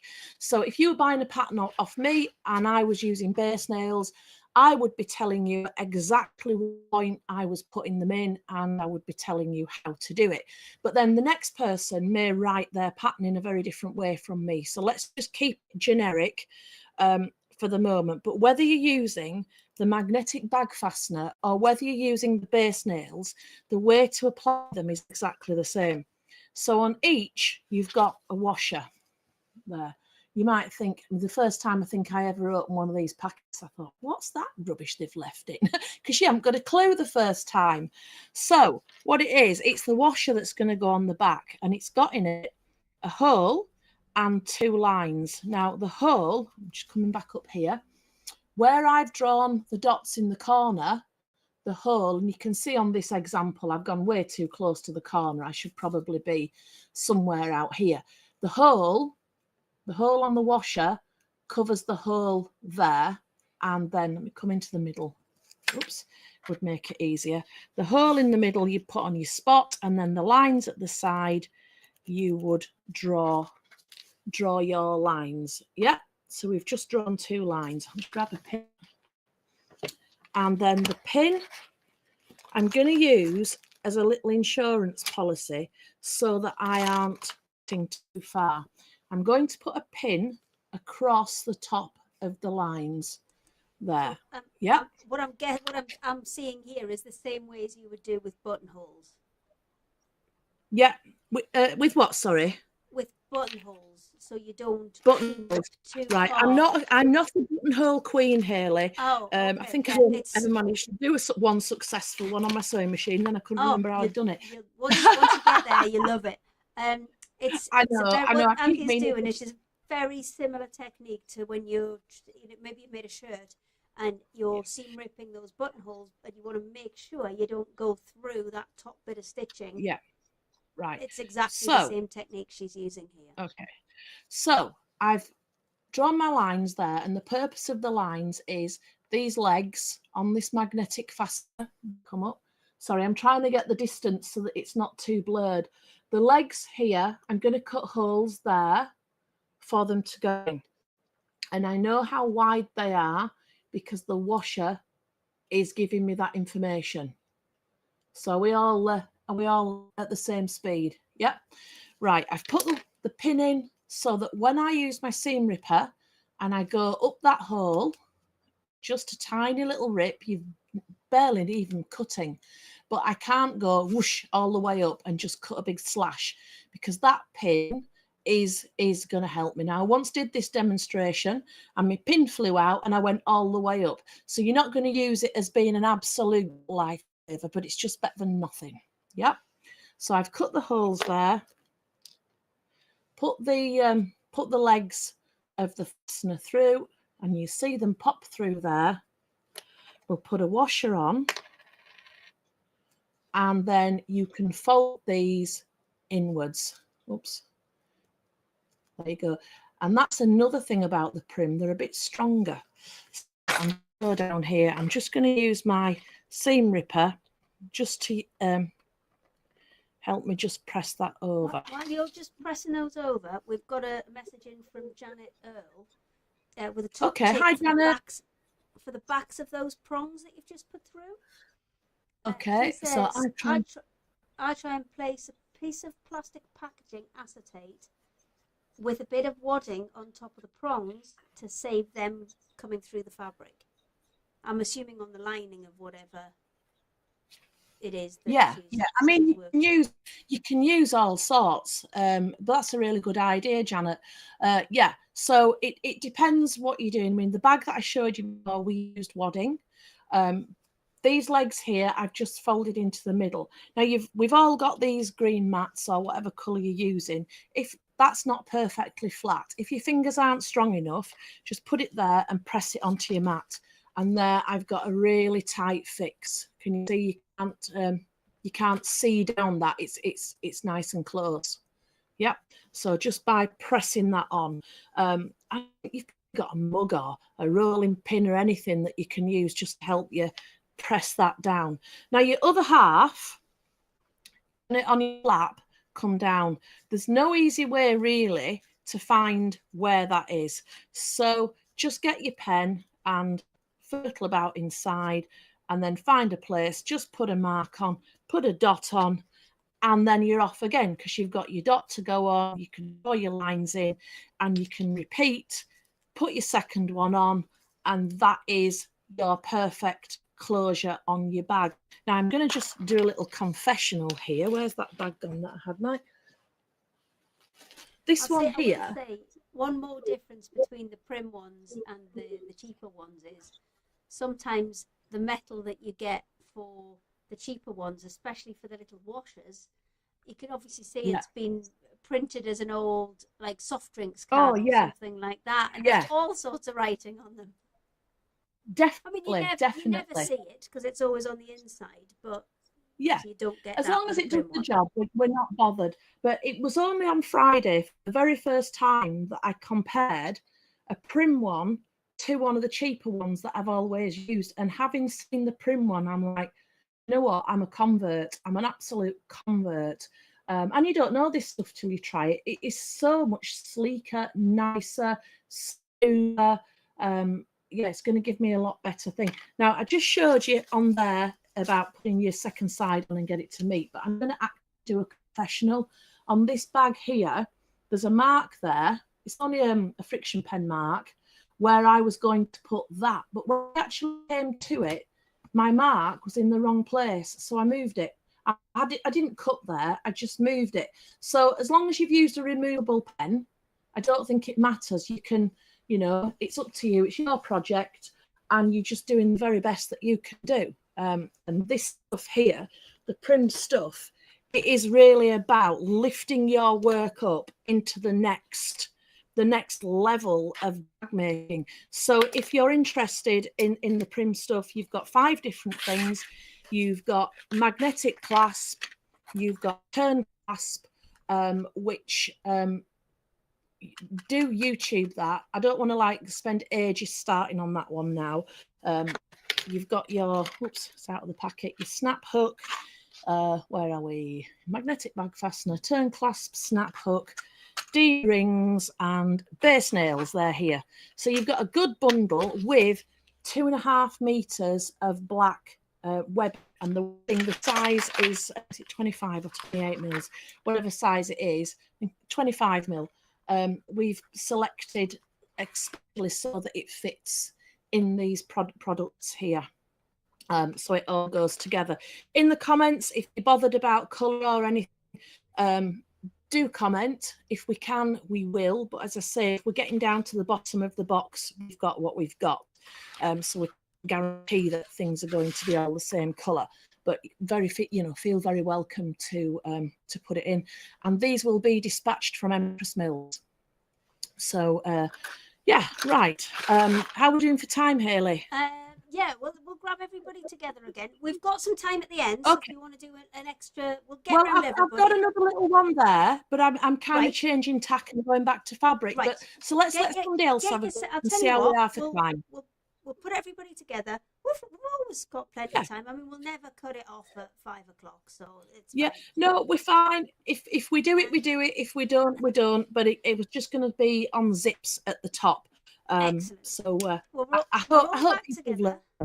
So yes, I think definitely we've got some really positive comments in the Facebook chat. Oh, thank you, everyone. Yes, absolutely. So I know it's going to be Maria next. I mean, we're never on time. I mean, I know Emma does me a lovely running order every week, but we very rarely make it to that on time. It just doesn't happen. There's no point though, because if somebody's, there's questions and there's demos going on, I'm not going to cut it short, so it's fine. So I am gonna. Sasha appears to be very busy, Oh, you're making your other side? No, I'm making the next sample after this sample. Oh, okay. We'll come to that I next. know, look at me. I know. Oh, like prepped ahead of time. I love it. Right. Well, I'll switch and have a very quick chat with Maria, and then we'll have a look at a couple of the different battings / waddings that are maybe useful with her stuff. And you guys up the top there will attest. Bozel is fantastic stuff, but it doesn't always agree with some of the more entry level machines. So Do you know what advice I would give, Hayley? Mm-hmm. Increase your stitch length. That'll make it a bit easier. And hang on a sec. Just give a sec. If you join your outer fabric and your inner form together, you've got your seam allowance. Fold your seam allowance down and then just cut your inner form away from the seam, and that will help you.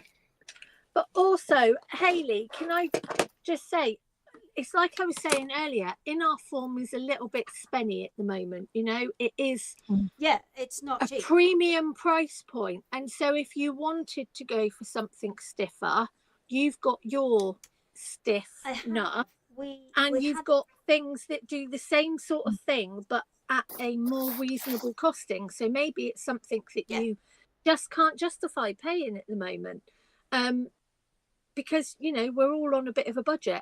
And I don't know whether you've got any of that sort of stuff to hand, Hayley. Well, as I went to the car in your in your lovely demo, then yes, I have. So what I'll do is I will switch over. We'll speak to Maria, and we'll work out what bits would work for hers, and then when we all come back together, I'll grab the super stiff, which for bags and things like that is an alternative, because either some machines just don't like it and won't get on with it, and then there are and it is usually the kind of more entry level machines, but it's again, like the £100, isn't it? It's like the £150 machines. They don't for some reason like it, and if that's what your budget allows, then that's fine, that's what you have to work with. It's all horses for courses. So let me go and grab Maria. We'll have a quick chat with her, and we'll see which ones will work for you. So, Maria, you're back in the room. Yeah. Right. So, you said that, because there was a lot of people asking about, did you put any interfacing? Did you put any kind of tearaway stabilizer or anything on the back? Yeah. And you said that you either used quite a fine batting or wadding, or you used possibly like a tearaway stabilizer. First of all, tell me why that is, and then what I will do is I will show these guys what options we have. I'll just mute Sasha because I can hear her banging around. Yes, we can hear you banging around, Sasha. And then I'll quickly show them the options, and then you can get into your demos, because I know you've got your butterfly kits and your roundel kit still to show us. Yeah, do the roundels, yeah. But basically, the reason why I use it, if it depends on what you're doing and how much stitching you're doing. If you're using metal thread, it's quite a heavy thread on a fine cotton, so you do need something to stabilize the back. So I use a very fine, like tearaway wadding, or if I'm going to probably make a box lid, for example, you just want something a bit more thicker, a bit more like a wadding, so it's like a padding as well. Okay. So it all depends, but you don't want anything as thick as making bags or, you know, that sort of thickness. Right. Well, I'll tell you what I'll do. I'll show the ones that I've got that I think are kind of in the ballpark for what you're after, and then you can advise further from there. So what I have is I have our what we affectionately call the kitchen roll and the toilet roll, which are great for smaller projects like you've got there, with maybe you don't need like 1.5 meters of it. You only need a smaller bit to go on the back.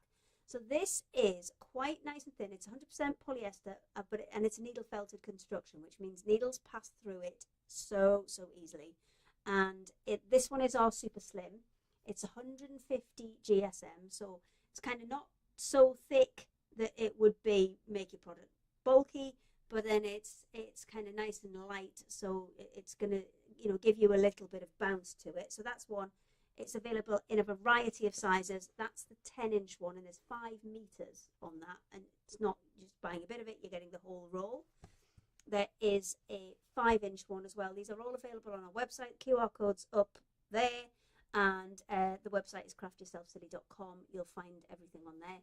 That's the 5-inch one. So those smaller roundels that you've got would probably fit perfectly on that, and especially if you are doing smaller pieces, then that's a really nice option, so it's not taking up your whole room while you're doing it.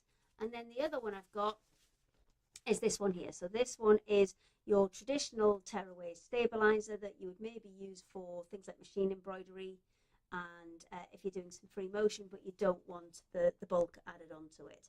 So there's that option as well. That one is 47 centimeters wide, and that one's a 10-meter roll.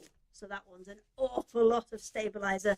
That will probably see you through your entire lifetime of stitching. No, I think it's all good. It's really good because I mean, things like my fabric panels, you'd probably need the wider length. Because if you were doing things like we've cushions, got bigger and smaller widths of all of them. free But we do motion tend stitching, to cut them on that smaller roll, so they're just a bit more handleable. That's right. Yeah. But, yeah, you've got demos to do. I think, which one are we going for next? Are we going? We're actually going for. Well, they've got the roundels. Oh, we're going for the roundels next. Perfect. There is again 4 in the collection. So we've got the Sophia. I think I've only got 2 left of those ones. Annabella, Catherine, and Elizabeth. So I thought what I'd do is maybe demo the Elizabeth one. They all come pre-printed on cotton, because that's what I'm saying. It's such a fine cotton, that one. So a stabilizer might be a good idea on that one. Mm-hmm. Then you have your threads and your needles. And how wide is that roundel? What's the diameter on it? It's 6 by 6, 6 inches by 6 inches. And the design in the middle, probably. Yeah. So I actually made a box lid with that one. Okay. A nice round box lid, which was really pretty. So if you're wanting to cover the whole space, then you're probably looking at something like the 10-inch roll. Yeah. If you're just looking to cut the roundel out in its own right, then you could probably get away with a 5-inch and then cut away the excess. Yeah, I mean, if you buy all 4 roundels, then obviously you can place them all on there. Maybe you can stitch into them, you know. So it actually depends on how big your hoop is as well. Yeah. So you can get a nice 6-inch hoop. That'll be fine with that. Okay. Because that's another thing you've got to think about, is actually using the hoop with the. It's got to be fine enough for the hoop to go over as well. Yeah. Well, any of those options that I showed you, you'd be absolutely fine with that. So I shall let you crack on and do demos. Right. So do you want to give the prices for those kits out before you start? Oh yeah, they're all $19.99 again. It's all the same price. Yeah. Okay. So I'm just going to share. I've actually managed to get closer. Right. So it's even closer. So what we're going to do is we're looking at the chipping. You know, the metal threads we were talking about earlier, which come on a reel. You can see that are actually the red and the gold for this one, and I've actually chipped some of the pieces into little bugle beads. They're like bugle beads. Then what I'm going to do is just thread them on. You just do one at a time. You bring up the needle first through the fabric. This is just using a double threaded needle and fine cotton. It's Gutermann, which again I find it quite a strong one to use. Then we're going to thread on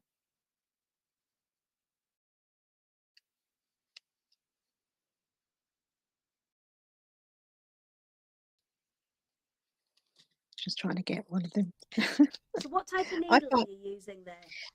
These are sharps. I find the sharp needles are really good because you've got to have it fine enough to actually have the actual sharps are good because they're fine, but also to actually thread your pieces on. So I'm just gonna. Sorry, I had a bit of thread into my needle, so it wasn't really going on then. Yeah, so what can you basically they're short. can you just hold that little tray down a little? That's perfect, so people can see what you're doing. Can you see? Perfect. So basically what I'm going to do is I'm just literally going to thread them on into there. So just get it in there. So it's actually onto the needle. You thread it all the way through. I hold it to the base and I literally want to fill the area. This area has been filled already, and you're literally just going to, as if you're beading, to fill the area. See if you can see that. This is actually satin stitch with the normal thread, and then chain stitch. And again, in the pattern, it's actually got an instructions. We've got like a chart in there, and also the stitch guide. So you can have, again, I've got the stitch guide in all those kits. So I've just got a red one this time. And you're literally just going to go up to the gold one, just place it on there. So all you're doing really is you're filling in that area at random stitching. And this is what you're doing with the chipping. It's called chipping in gold work terms, but it's like beading. This one's a 1 millimeter thickness as well. So it's actually quite a good one. It's good. It's got a good little hollow hole in there to actually get your needle through. And about how many of these little chips would you put on to a design? Yeah, in the kits they come as a length, and there's about 12 inches to 15 inches lengths, and you only need about half a dozen probably for a little area like this. It depends on the areas that you're working in, but this I've only cut about half a dozen at the moment, and I think I'd say about 20 pieces probably. Would you traditionally use them as like a border, or would you use them as a filling piece? What? Yeah, you can use them as borders. So there is some areas which are longer, which you can use as the border. And then there also is a filler. I call it like a filling area. Yeah. So it's both really. Yeah, you can use them both. They're quite versatile. They're sort of like a mixture of both. I never ever use longer than 2 inches long because it just looks messy. Because as you're couching over it, you can see the marks where the needle goes, and it doesn't give you a smooth finish. If you wanted a smooth finish, you'd be using a wire, which is more rigid. So these are lovely because they're quite flexible to use and fill in. Do you kind of cut at a time? Would you cut loads all at once, or do you just cut a few at a time? Yeah, I would just cut a few at a time because again, it's more saving your thread lengths really, because there's some bits that you probably need more of and other bits you'll probably need less of. So I wouldn't cut it all into little bits, not unless you really need them. But already you can see where it's starting to fill. So yeah, I'll just say that. See those filling. It's filling quite quickly, Yeah, isn't it? Yeah, that's what I'm saying. It's not too hard. So I'll just do one more piece and then I'll show you the wire as well. All the kits come the same. You chip in, you've got the embroidery, and also you've got the wire as well. And also when you're cutting your wire, you just need a good pair of scissors that I've got like a bit of serration, but keep them for the metal. I keep them just for your threads. Right, yes, don't don't be cutting the metal with them and then cutting your fabric. Yeah, don't cut your fabric with them because you'll just blunt them. Right. So that's that bit.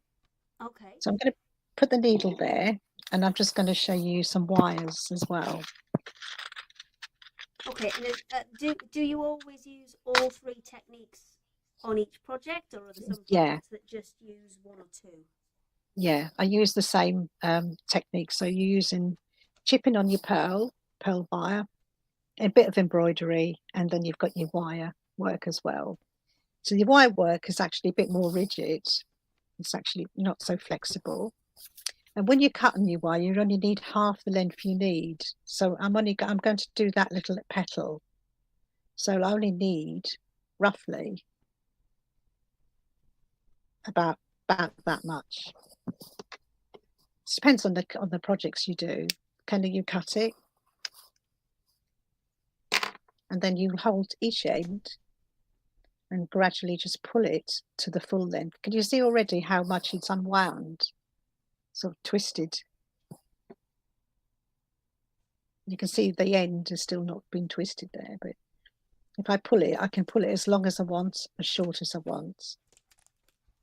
And then what we're going to do now is we're going to stitch this, couch this onto the fabric as well. So this will be the surrounding of your petals.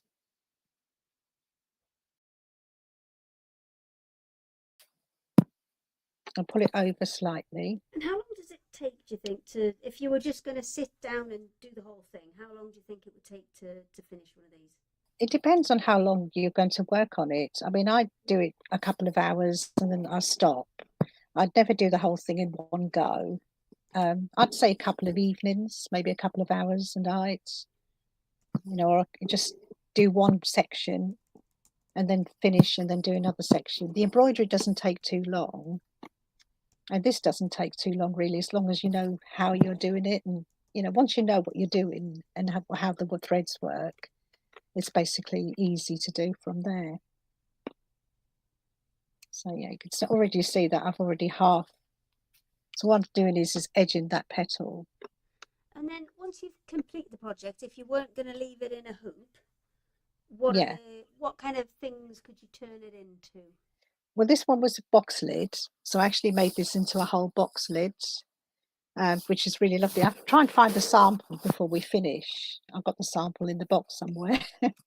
The other thing is you can make it into a pin cushion or a cushion cover, just in the centre, or you could just keep it in your hoop and have it as a hanging decoration. So what I'm doing is I'm holding it with my fingers, so then you can sort of like just follow the line around the edge.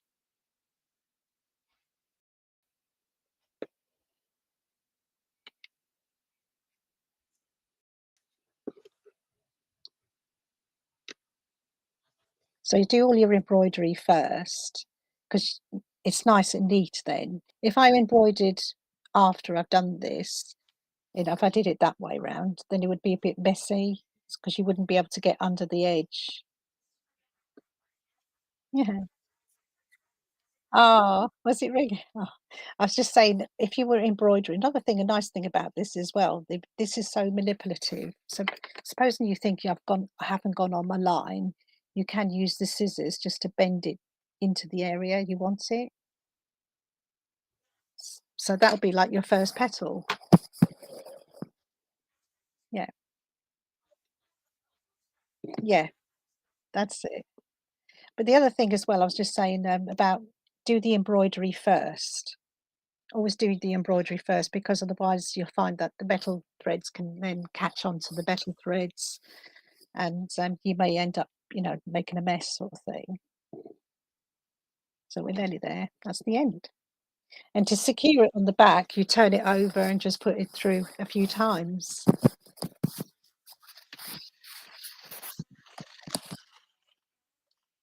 Yes. Right. Um,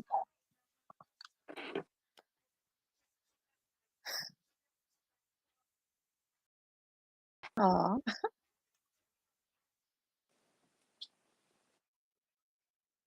wow.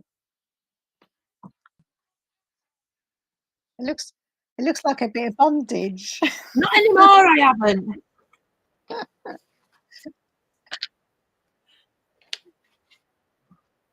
Oh, Tech's gone for a comfort break. We're okay now, I think.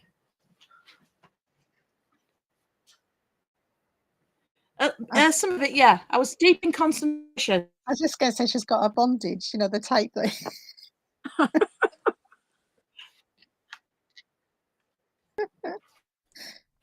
Oh dear, dearie It's me. my Frankenstein bag.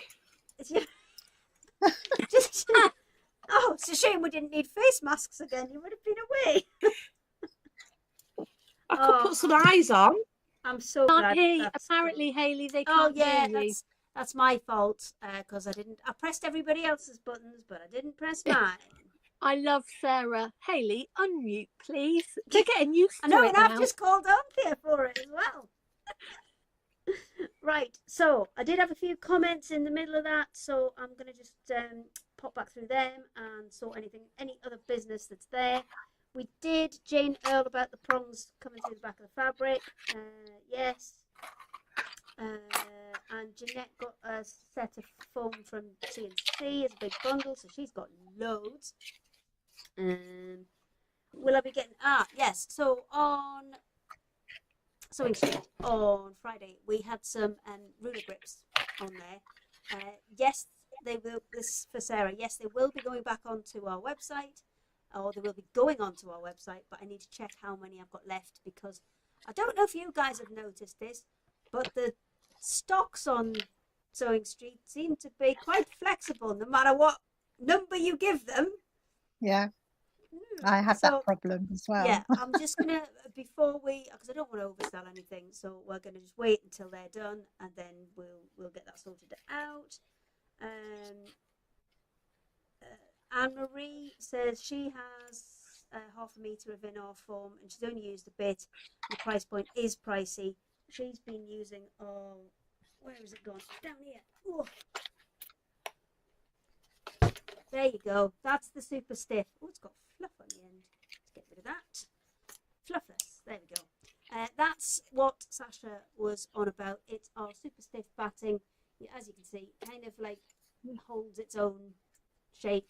That's a 300 GSM. It's the same construction as the other one. It's a needle felted one. So if you have got one of those entry-level machines that struggles with in-our form, or it is literally just you're looking for a cheaper alternative, then that is now back on our website. We didn't have it for a couple of months just because we were waiting to find out what was going on with, you know, moving from one place to another. And when we have to buy it in, we have to buy it in huge quantities.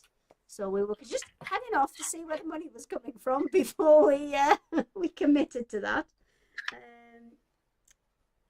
That's Sarah going, she'll hold off on ordering. Let me have a look. Blah, blah, blah. Hayley, unmute, please. I'm unmuted. We're good. Hayley, unmute. Right, brilliant. That's most of the other comments. The other thing, Hayley, is don't be put off by the price because it's cheaper, because it's cheaper because we can whatever we buy it in at, we'll work it out and upscale it from there. What we don't do is put it in competition with Bozel at that higher price point and, you know, scoop off a load of money from it, because everybody needs bits. You know, Bozel is Bozel, Prim is Prim.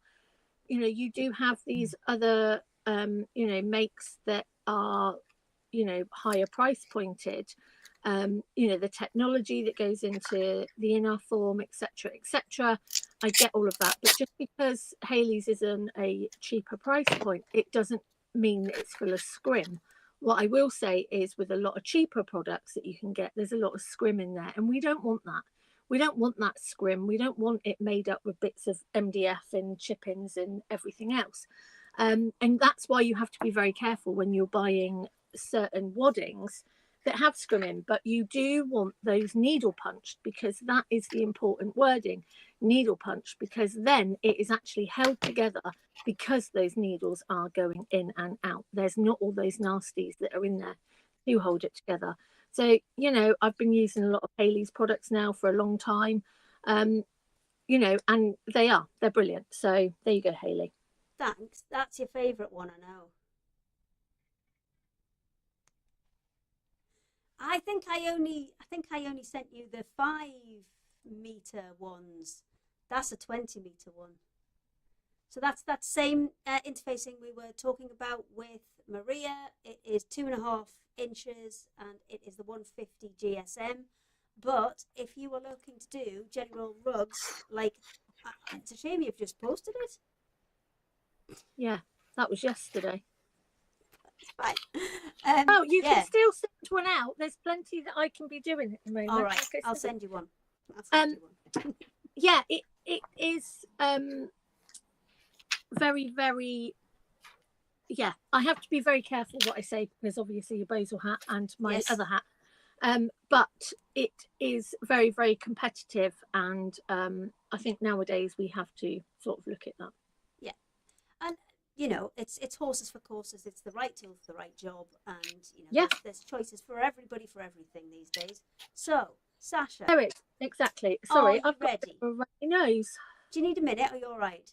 Well, if I'm getting Lily's cold, I'm going to yeah, that'll just finish off my week. To be quite honest, but no, I am What fine. are you sticking, Anthea? What are you sticking, my love?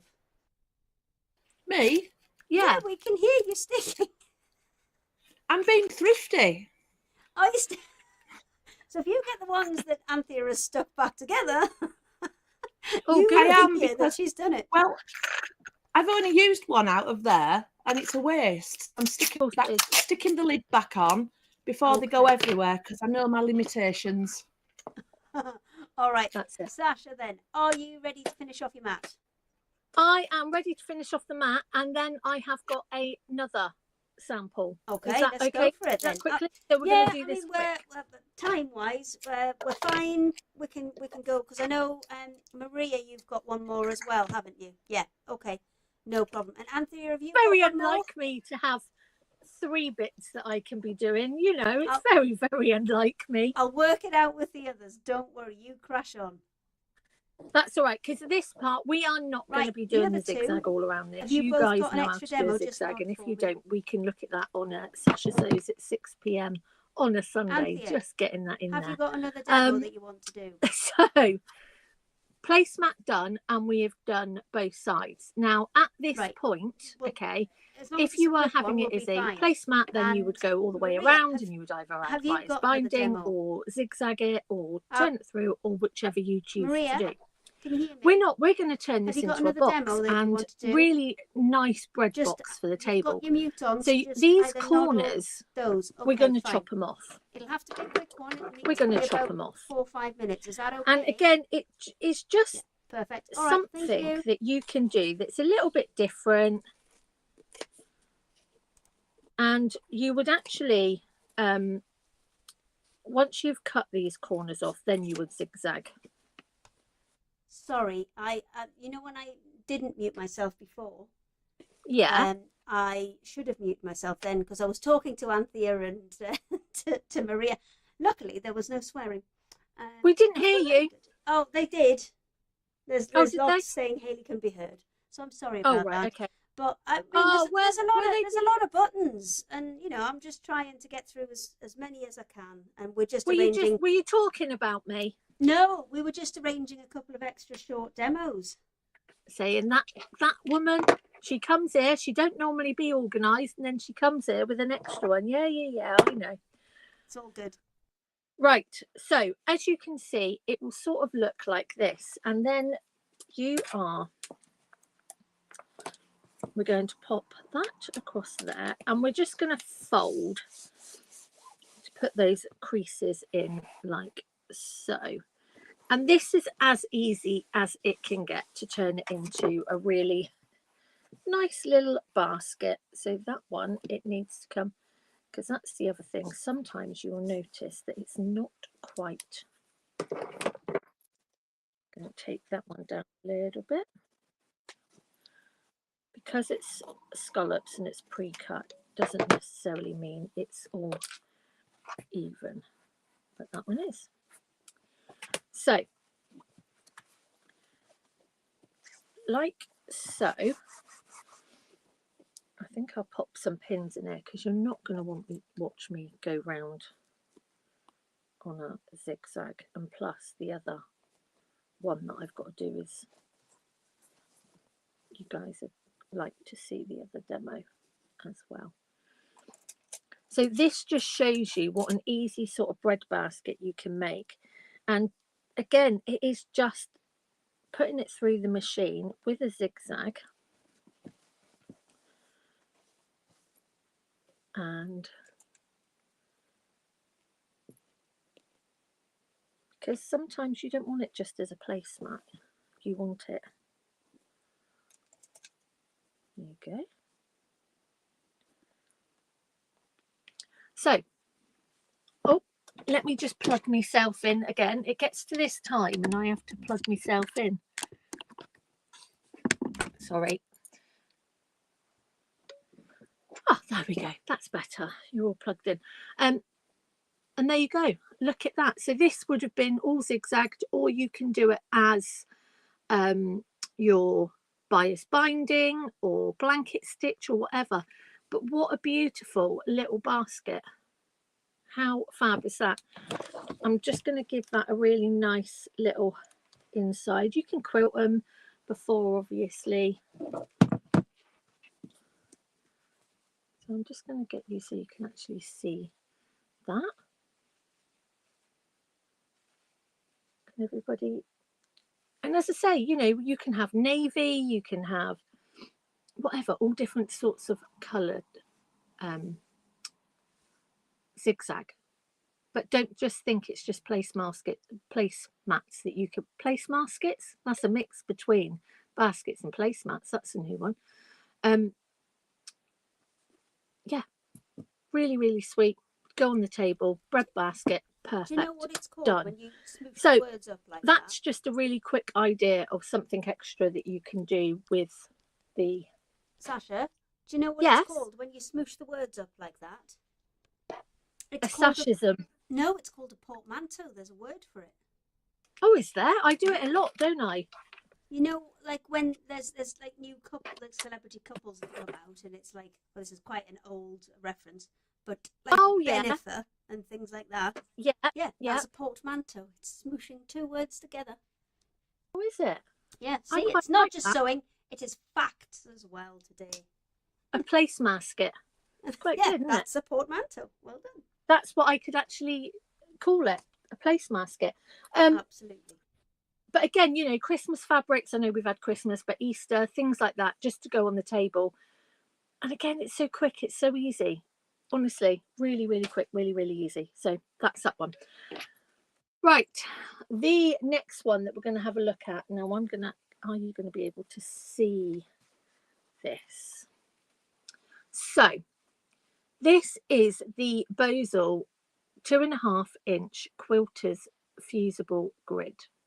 Okay, now what again makes this a little bit different is it's 2.5 inches, so it's great for all of those leftover strips. If you buy lots of those strip sets from Hayley and you get odd bits left, you can chop them all up into 2.5 inches and use them. I also, as you know, have a bit of a charm pack addiction. 5-inch square addiction, so obviously you can use your 5-inch squares, and by using this you can make the quickest, most easiest lap quilts, bag panels, cushion fronts, anything without having to think about it, because I wouldn't call it a cheat's way. It's a helper's way. People do call it a cheat's way, but if you're somebody that is just starting out on your sewing journey and you don't quite get your seam allowances quite right, things like that, this is where this comes into its own. So you will see it has that amazing grid to it, 2.5 inches. It's fusible on one side, and what you are going to do is, obviously I've just done a small piece. I have got some 2.5 inch squares,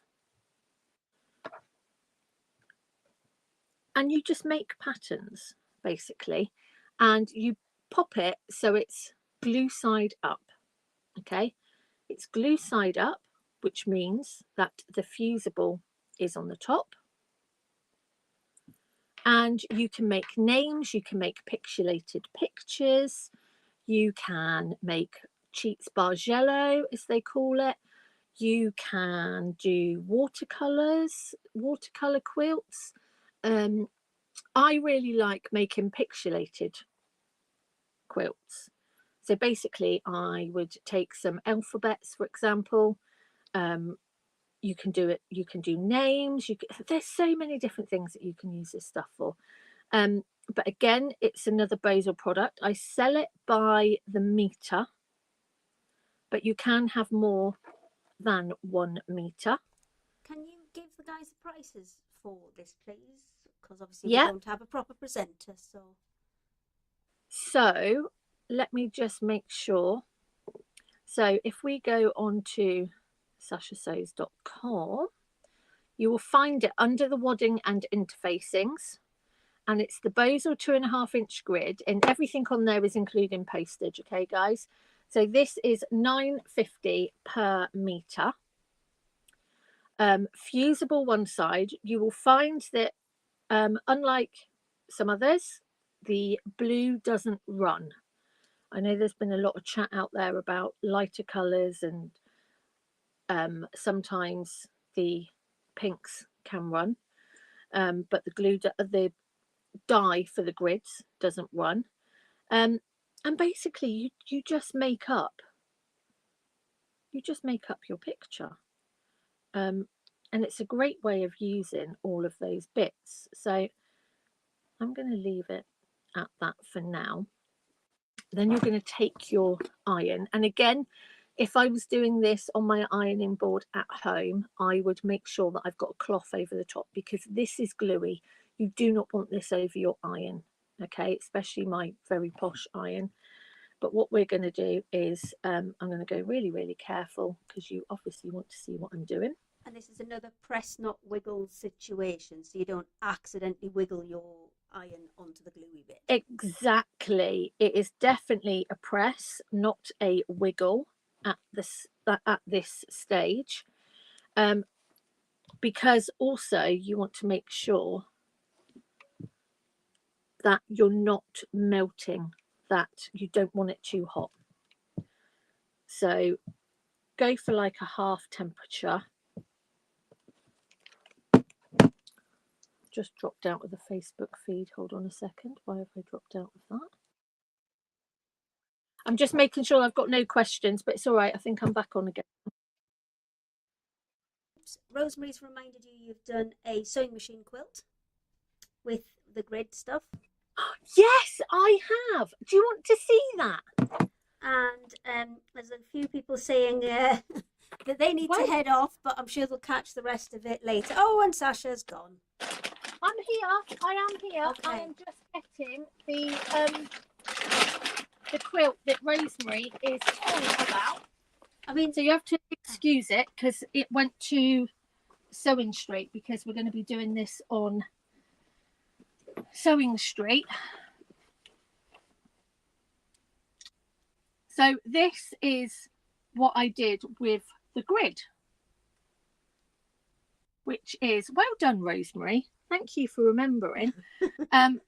So that's what I did when I was playing around. See, look, my ladies are good, aren't they? I'm so lucky that I've got them around.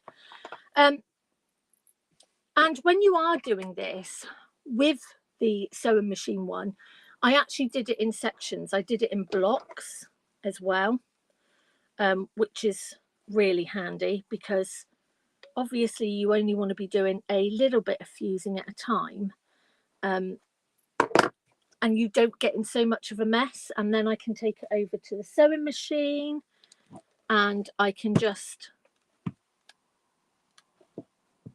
can I also ask how wide it is? Because obviously you've said you sell it by the meter. What 48 inches wide. 48 inches. 48 inches wide. And you can see where I caught that bit with the glue then. Right. So next thing that we are going to do is we're going to take this over to our sewing machine, or I'm just going to pick my sewing machine up off of the floor. Sorry, bear with. Oh. So, now, as these sewing machines get better and more advanced, they just get heavier and heavier. They get heavier. I've done something to my shoulder, something quite bizarre. Don't know what. It's been like it for about 8 weeks now. Is it? How long ago did you get your new machine? That might be it. No, I think it was actually setting up Harrogate, but I think I've trapped something and it's just so painful. Right, so what you are going to do now is we're going to stitch, and when we stitch this, we're going to fold it on. So you choose whether you're going to do your horizontal or your vertical lines first, okay? And you're going to fold it on that line, and then you are going to put the line it up with your 1/4 inch foot. I can't get my words out, Hayley. I'm not explaining that very well. No, I know what you mean, but I will give you a top tip, because we have had a very similar product as well. And my best top tip for you is, rather than cut exactly 2.5 inch squares, cut them just a millimetre or so shorter, because then when you make those folds, it'll just like automatically flop into place. Yeah, exactly. I mean, I've been sort of doing them, but no, you are right. I should have said that. It's all right. So I'm just going to do these across lines, and basically it's not a. It just means that if you're somebody that isn't as accurate for your stitching or your cutting, it just makes life so much easier. So if you can see on here, you've got that line. Yeah, exactly. And I did it on, we did it on Creating Craft, and we actually did a lap quilt with borders and pressed and sewn in like the 50 odd minutes. Janice and I did it, and it was absolutely brilliant. Janice was absolutely gobsmacked that she managed to do it so quickly. So that is, so can you see you have got those sort of ridges like so, and now you're just going to nip into where the next lines that you're going to do. You're not going to cut your stitches, you're just nipping into it so that it actually makes it a little bit easier when you are folding, like so. And then we're going to go back the other way, and because I've done this so small, you will actually be able to see what this looks like in a sec.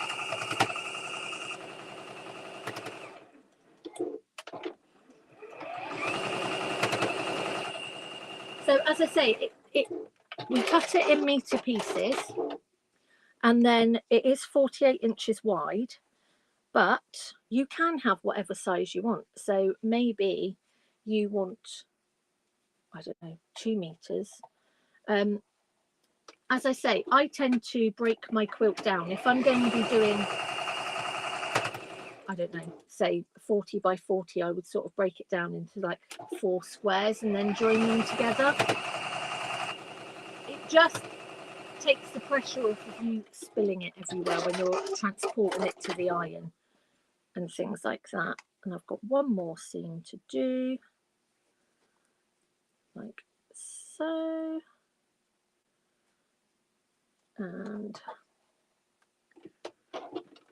And I have got odd packs of 1 inch as well, which I want to get on the website. And the 1 inch one is really effective. Really, really effective, because that makes for brilliant, brilliant pictures. So again, I'm just going to press those seams and make sure that they're all laying nice and flat, like so. And look at that block, how quick and easy is that? It just makes for a really quick project, and especially if you've got, you know, you're against the time, you know, and as I say, use your 5 inch squares, because they are 2.5 inch square. I love it when it's done with the 5 inch squares, but this size is great for, you know, bargellos and things like that. But again, it's on that grid. Really, really easy.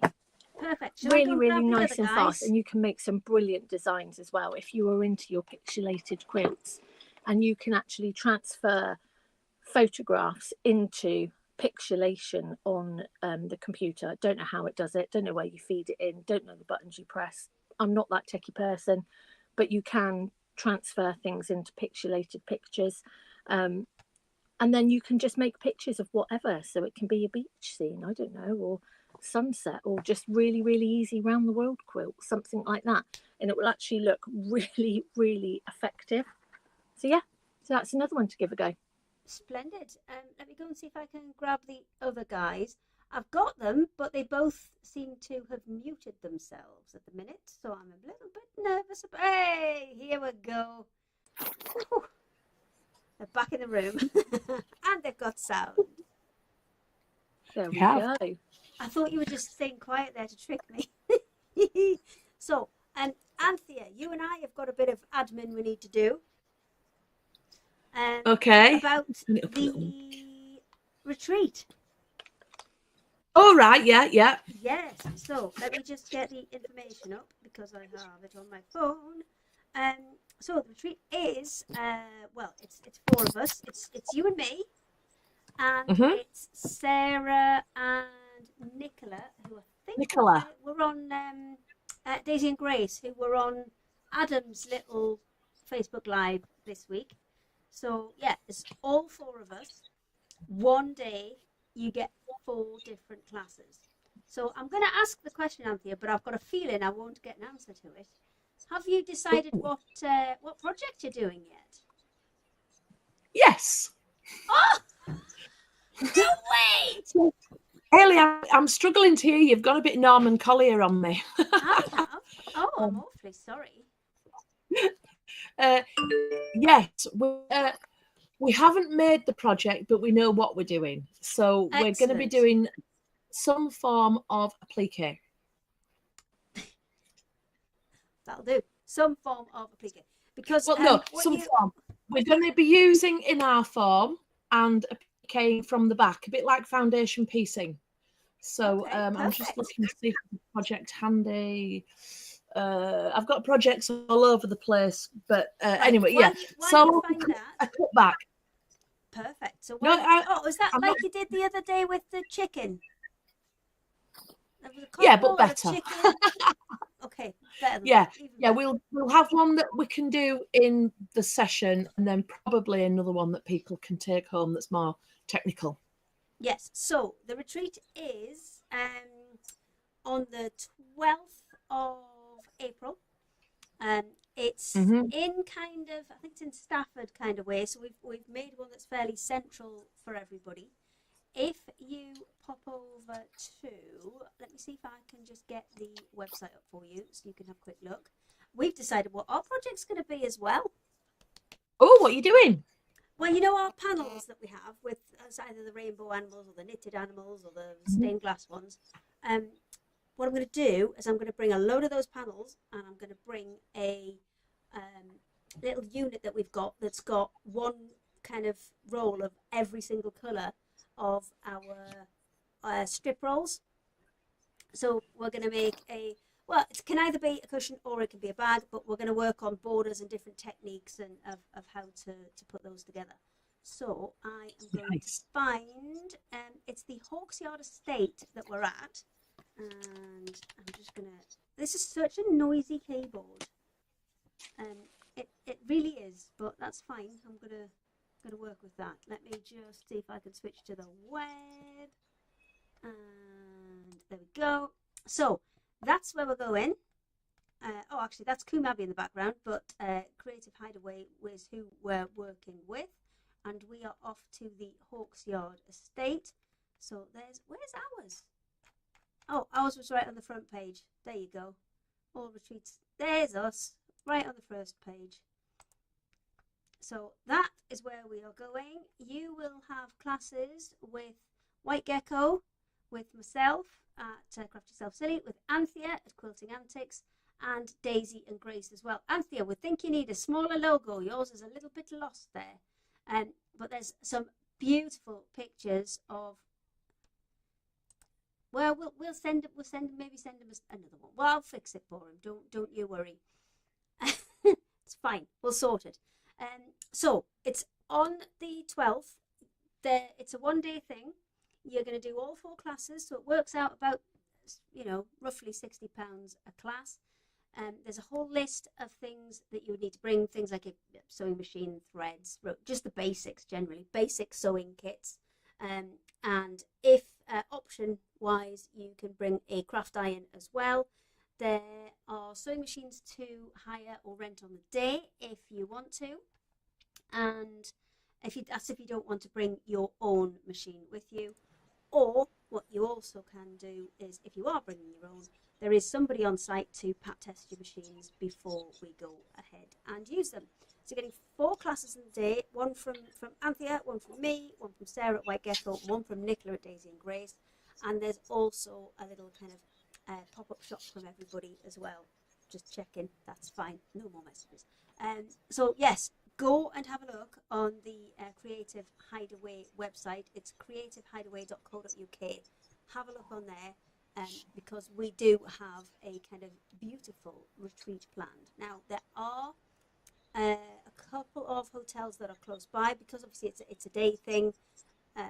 There's no accommodation booked with it, but if you do want accommodation, then there's like a Premier Inn, there's a Travel Lodge, and there's another hotel quite nearby. If you contact them, they'll be able to give you all those details. So if you are coming from a little bit further afield, it's totally doable for you.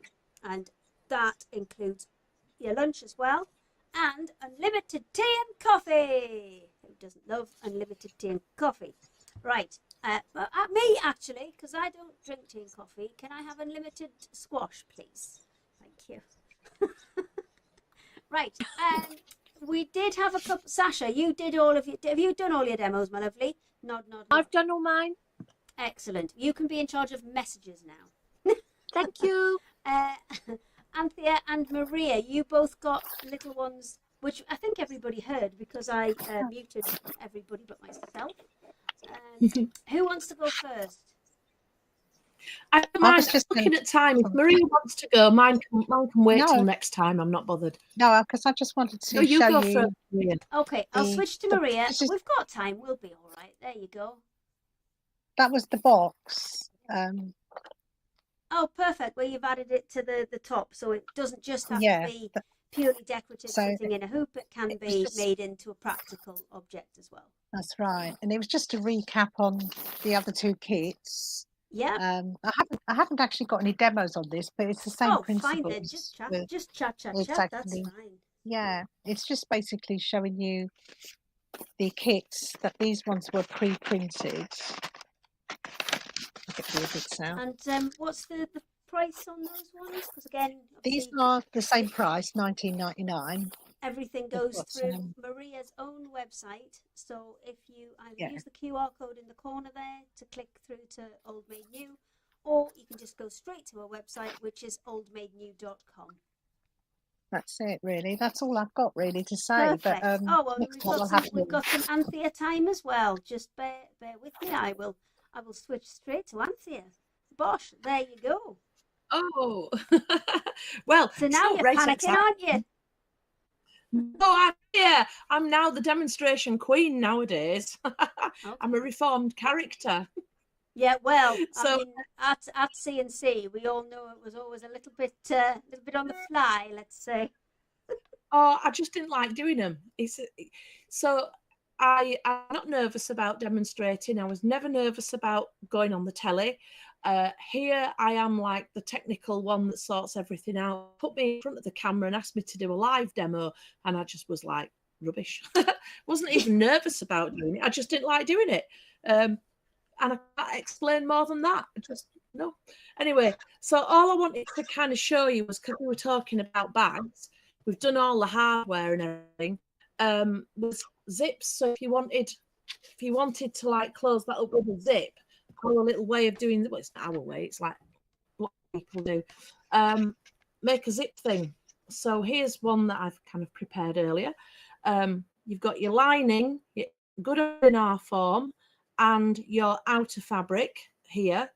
Put it with the outer fabric to the zip.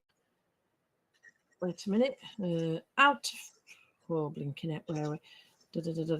You can, if you Make your little quilt sandwich, pin it on, yeah.